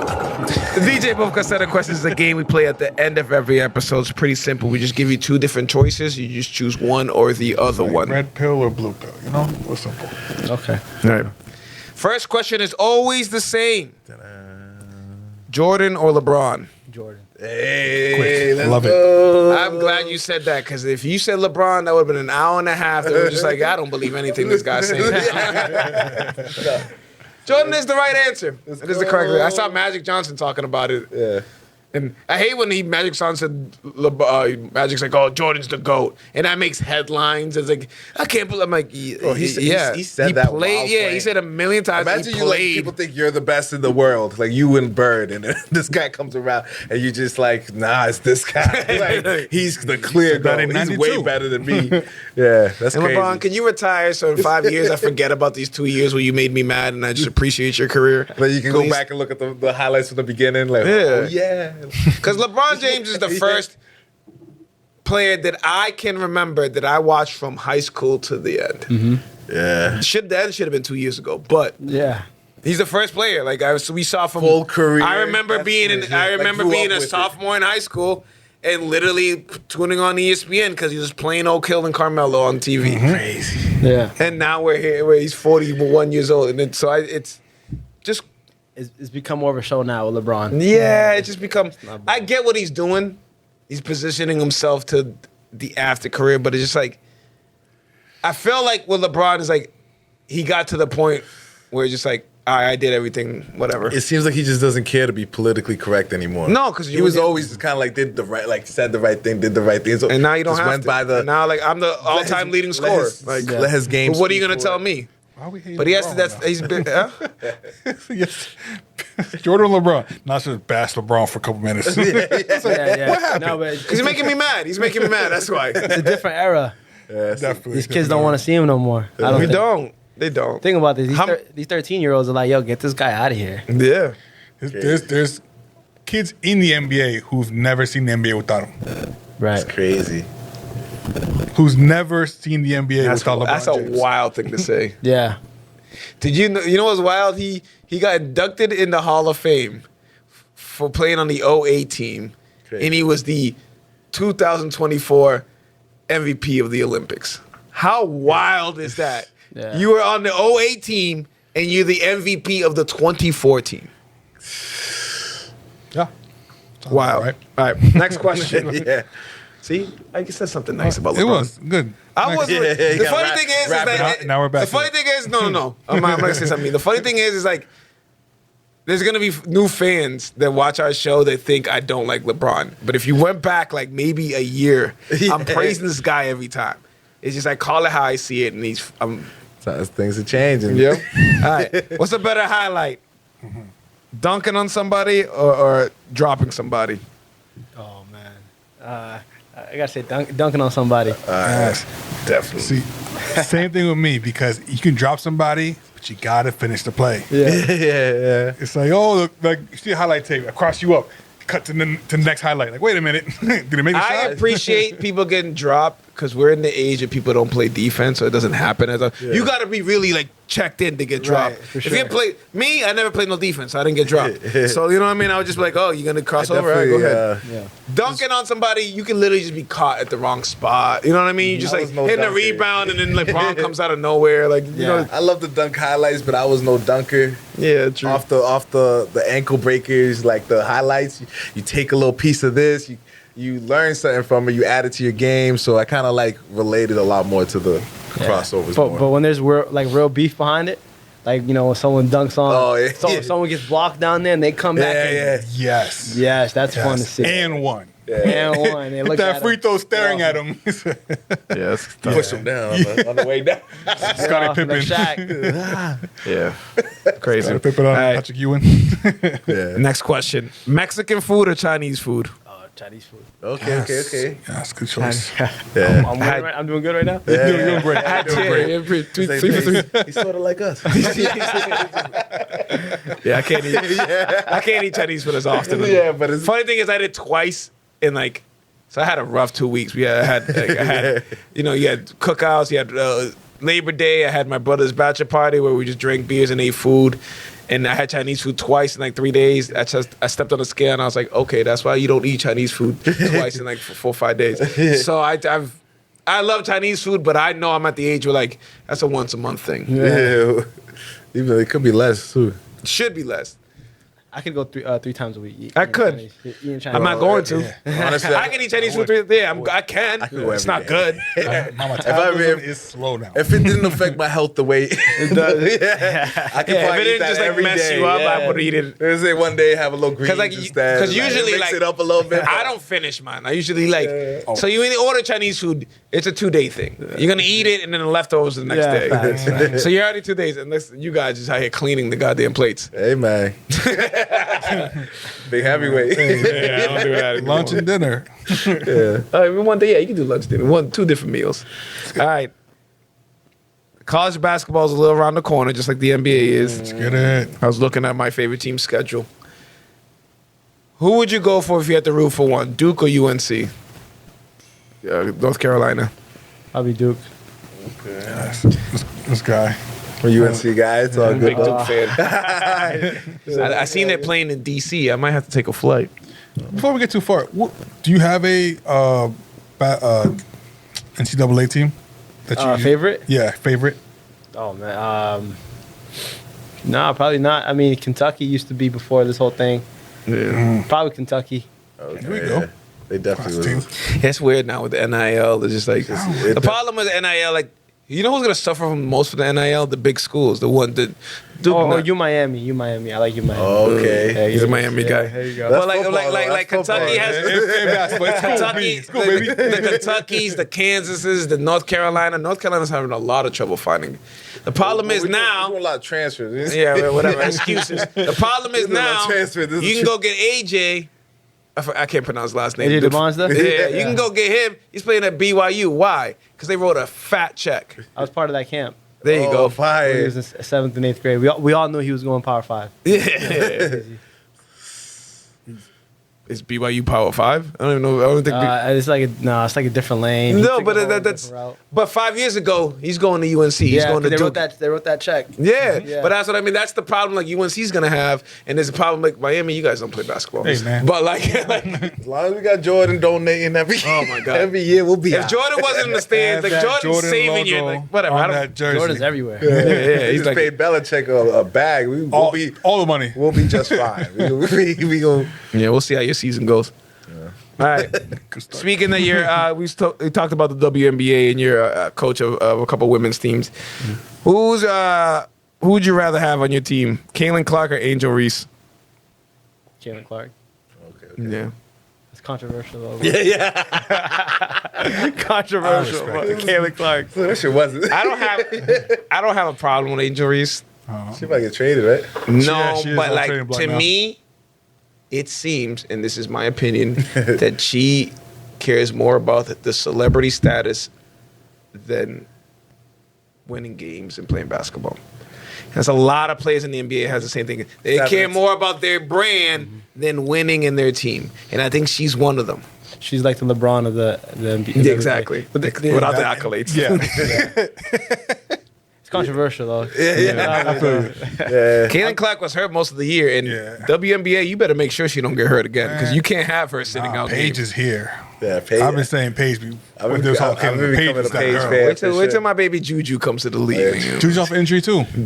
I know. That's So- crazy. The ACLs be weak. There's a lot of torn ACLs. A lot of young You see people. in You're a the pretty good ACLs. person to ask. Do you see more injuries in the women's basketball than men's? Or even younger now, rather than I guess so. Yeah. I mean, now that I think about it, probably not as much though. But yeah. I heard that like women's ACLs are more Actually, yeah. Prone to- You know, prone you to do see a lot of that. injury. Yeah. You do, yeah. There's some girls who just can't, like, just, I don't know what it is. They hurt their ankle or something like that, or their ACL or some, you know. It's crazy. Yeah, it happens a lot, actually. Yeah. Have to like strengthen that from, There's from gonna the be a beginning. there's gonna be kinda like a medical report that comes out like 10, 15 years from now that's explaining all of this. Yeah. Probably. well, they're gonna literally evolve. Yeah. Yeah, they're All right. definitely involved. Yeah. We talked about the All-Star. 6'8". We talked about the NBA All-Star game, and this is the matchup I want to see. Whether they do it or not, we'll see. Who would win, the world or the USA? If they did an All-Star game in the NBA where they played the world versus USA. versus the American-born players. Oh man, that's a good question. I don't know. I mean, if I had to answer, I'd probably go with the world. I would go to the world too. So that's the only game that American born is going to take serious. Do you think so? Yeah, absolutely. I think they don't That's- want. that's the I think only they one don't that want to they do. lose to the world. Exactly. So LeBron will call Adam Silver. LeBron What? needs to go. LeBron's gonna call Adam me Silver. back to LeBron. He's I know. got the gold medal. I know. But Still did. We just got the gold medal. yeah, who do we play? U.S. Spain or somebody? I forget. Now, what if you put Spain, Lithuania, Croatia, all of them on one team? Are we winning that? Probably not. First of all, the best players of each team, they all have one or two on each team. Don't know. I like the whole team. The thing I think it's amazing. I'm gonna say USA because of the lack of defense that gets played on these other I just don't think these USA stars wants to, like I don't think like USA the wants to Lucas smoke. and the USA is looking real weak right now. Well, I think it depends on the rules too. What kind of True. rules are we playing with? Yeah. They're training. American. American rules, then They're probably, slowly yeah. adding the European rules. To the I know, NBA. bro. No one's saying I'm anything I'm first. noticing, man. This is old. I've been saying this for years. I'm They're- tired. Josh noticed every rule. Remember last year? Tired of this. Do you know they're changing the shape of the shot clock? I was like, bro, I don't care. Yeah. I don't think I said that, but No, you did. Well, you know, it's kind of That's crazy. probably what that- I shot that day. So USA won the Olympics, right? Yeah. This year, which is kind of crazy because they were older. on Yeah, average. They were much older. They just actually brought out the Yeah, but they the literally legends. they literally needed LeBron, Steph, and KD to win. But here's the question. I don't say needed. The question Yeah, is, they coulda- could we have won with another group of people? I think so. Yeah. Oh, depends. And which group of You people? you'll need Oh, okay, I at like this least question. I like this question. You- if you have to not include, you'll need a veteran presence. I don't want to name rosters. We're gonna be here till tomorrow. For but I don't You'll need know. a veteran presence. I don't know if you don't have the quote unquote big three, KD, LeBron, and Steph. Next Olympics look a little shaky. It's a bold statement, though. you still got Edwards. That's scary. You still got. That's scary, though, And doesn't even want to play. because these but that's guys, Olympic. He loved it. these guys are supposed to be older. You Yeah. know, so like then that adds the question to like, how long could LeBron really play? He's not doing it in the Olympics. I hope not. Could he really play like in the league? him and Steph probably And done KD. with that. KD might be there. After those, I don't see All right, KD So ever after those leaving, three, bro. after those three, loves if the those game. three are not in the Olympics, Yeah. right? Who's the best player? Who's gonna lead the Tatum's Olympics? gonna be on that team. Who? Tatum. Tatum. And Yeah, And but not- he was on the team. Yeah, but now that Steve Kerr's not Tatum and JB. part of this, he's actually gonna actually play. All right, now I can see. I can see. This gonna be. I can see how this is gonna go. Tatum and JB make sense. All right. Oh, Jokic. See that we could talk forever now. On this Jokic's not American. He's not on one. US. He can't play on it. Nah, he'll be They foreign. try to get. Yeah, I'm gonna go on. All right. Honestly, I had this Joel. question. I had the question toward the end. Joel. All right, hold on. I had this question toward the end, but since we already spoke about it, we might as well add it now. Jaylen Brown or Jason Tatum? Jason Tatum. That's the right answer. Wow. Another good segue. Who retires first? Kevin Durant or Steph Curry? Oh man, probably KD. I'm leaning toward Curry. The way he's looking right now. I would say Curry only for like the fact that like KD got nothing else to there's do. times where like Curry's losing and he's like you can see it. He's like I'm ready to retire. It was last year. Listen, that was like, Yeah, if it's like, Jimmy man. Butler didn't go to Golden State, Steph might be like, you know what? I don't know if I want to play anymore. It's like you can see kind of like the love for the game and get like man I'm tired of losing. When he's the double triple team and you have No Clay Buddy in Hield the corner. shooting like, They're come not on. doing Man. that. Yeah, it's hard though, but he's like 2 pieces away from winning it again. Yeah. I don't know. That Golden if you- State team's going to be pretty good this I year. feel like Curry has more to play for than KD. Like if you're KD, his core audience don't really like him no more. You know, But KD, I've loves, had my issues with KD on KD there. loves the game to the point where like it's only I feel like only injuries will take him out. And at the way he's like fixing his game, injuries are probably not going to happen. He's so he's I'm just- the most efficient way for me to do just- this, and I'm going home. All right, next one. Since you were a point guard, I asked the point guard question. Hey. Chris Paul or Jason Kidd? oh man, Chris Paul. I think I'd go with Chris Paul. I'll go Chris. I don't know about easy. Yeah, I'm more of a J Kidd fan, but I feel you. Chris Paul is one of the best of all time. Yeah. Point guard. skill wise or career wise. However you want to answer. Well, yeah. one won the championship. The other one didn't. Yeah. Yeah, but I hate when we're comparing two players and one has a championship. Who Jason Kidd won a championship as a maybe the fifth, sixth best player on that team. Like, you know what I mean? He won. He didn't lead. The Yeah. second. He didn't lead. He was the second. Him and Dirk, yeah. Jason Kidd was not. Jason Kidd was better than Jason Terry at the time. Yeah. I don't know about that. Jason Kidd was the end of his I career can't- at the I can't point. remember. Terry was a spark plug. Jason He Kidd was- was at the end of his career when he was in Dallas. What, Yes. What about Michael Finley? I don't remember. All right, buddy. I don't All remember right. what team. I But can't remember exactly. Jason Kidd had what? He won with what's his name? Dirk Nowitzki, right? Yeah. Yeah. You can't give Jason, you know. And that's the not credit his for ring. that. That's his ring, but that's not Dirk. your ring. It's not That's his ring. Dirk. A ring's a ring. It is, but That's like when Dirk. you're comparing, It's not one that will put you over Chris Paul. Yeah, exactly. That's Yeah, what I mean. not So over That's Chris a better Paul. point. Don't tell me he's a fifth if you player won, on the team. if you were the leader and you brought your team to a championship, He brought his team to the championship. He was the leader. yeah, he They ran just the did shot. not win. He ran the shot. Well, you got to ask AI or Chris Paul, Ah, there we go. and I'd say AI. I'll say AI too. I say And Chris AI is always a two guard to me. Yeah, I know, but like still. But I feel like Chris Paul. Back to the J Kidd question. I think Chris Paul is playing the business game, the LeBron kind of game. I'm gonna go where it makes sense. He's trying to pass the ball to, the stars instead of trying to win. His injuries need to. Oh my gosh. So like, old. if you're Chris Paul, Yeah. why are you playing right now? He wants that ring. Well, he's chasing something. He's chasing a ring. He's not chasing I don't- Stockton. he's not chasing the ring. I don't think. Not, He has to. I don't think he is because he wouldn't have went to OKC when he did, and he wouldn't have went. He got to, traded. He got Okay, traded. so- He got Well, sent he there. wouldn't have went to the Spurs when he did. He went to the Spurs because no one else wanted him. Also got sent. And see, he also had to win. I think at this he- point he's he like, has no I'm problem going to a going- team that wants me. Yeah. But he has no problem going into a low market team and just up Nobody else wants him. and he always helps them. Yeah, By but like 30 wins too. couldn't he have gone to the Warriors, or did he go to the Warriors? He did go to Warriors. He was just Before hurt. the Spurs. He was hurt, I think, on the Always. Warriors. Every opportunity he has. Is he to on a be team a this thing. year? Yeah, still on Spurs. I think he's a free agent. I don't know. Where'd he go? Where'd he go? Next one. He went somewhere though. He's somewhere. He's Chicken on the and Clippers, hold on, right? I gotta move on. He's on the Clippers. Chicken and waffles or steak and eggs? Steak and eggs. It's a good choice. Good breakfast choice. Yeah, I agree. Clippers. Okay. You're gonna see that's Oh, he went back to the Clippers. yeah, You're right. farewell tour. Farewell. So he's on the old man. That might be the oldest team I've ever heard in my life. ever. Clippers. We don't have time, But that's but all one it of takes. these episodes coming up, we will break down this Kawhi Leonard thing. Hey, I think that's Yeah, great. we should. Yeah, we don't have time now, but like, owner got scammed. He And said. we should talk about Rondo too at some point. Rondo's a legend. yeah, he is. Shout out Rondo. Hey, Shout out Rondo. you can come back anytime, sir. Yes, sir. Absolutely. All right, last but not least, you like hooping inside or outside? Inside. Hate outside basketball. Really? Yeah. You never know. People who grow up outside, maybe, you know. I love outdoors. It's just better on your knees too. I like indoors. Usually when it goes straight in, you get that sound. Yeah. Especially when you play on a wood court. Yeah. Yeah, absolutely. know, it's Even like- the little skid. Yeah. It's A little yeah. squeaking from the sneakers. Yeah. Think about like a 9 p.m. Friday night hoop session. Indoors. Yeah. That's nice. Yeah. We put the lights on, man. That was Nice. nice. Yeah, that's You know, nice. growing up, I feel like we were like,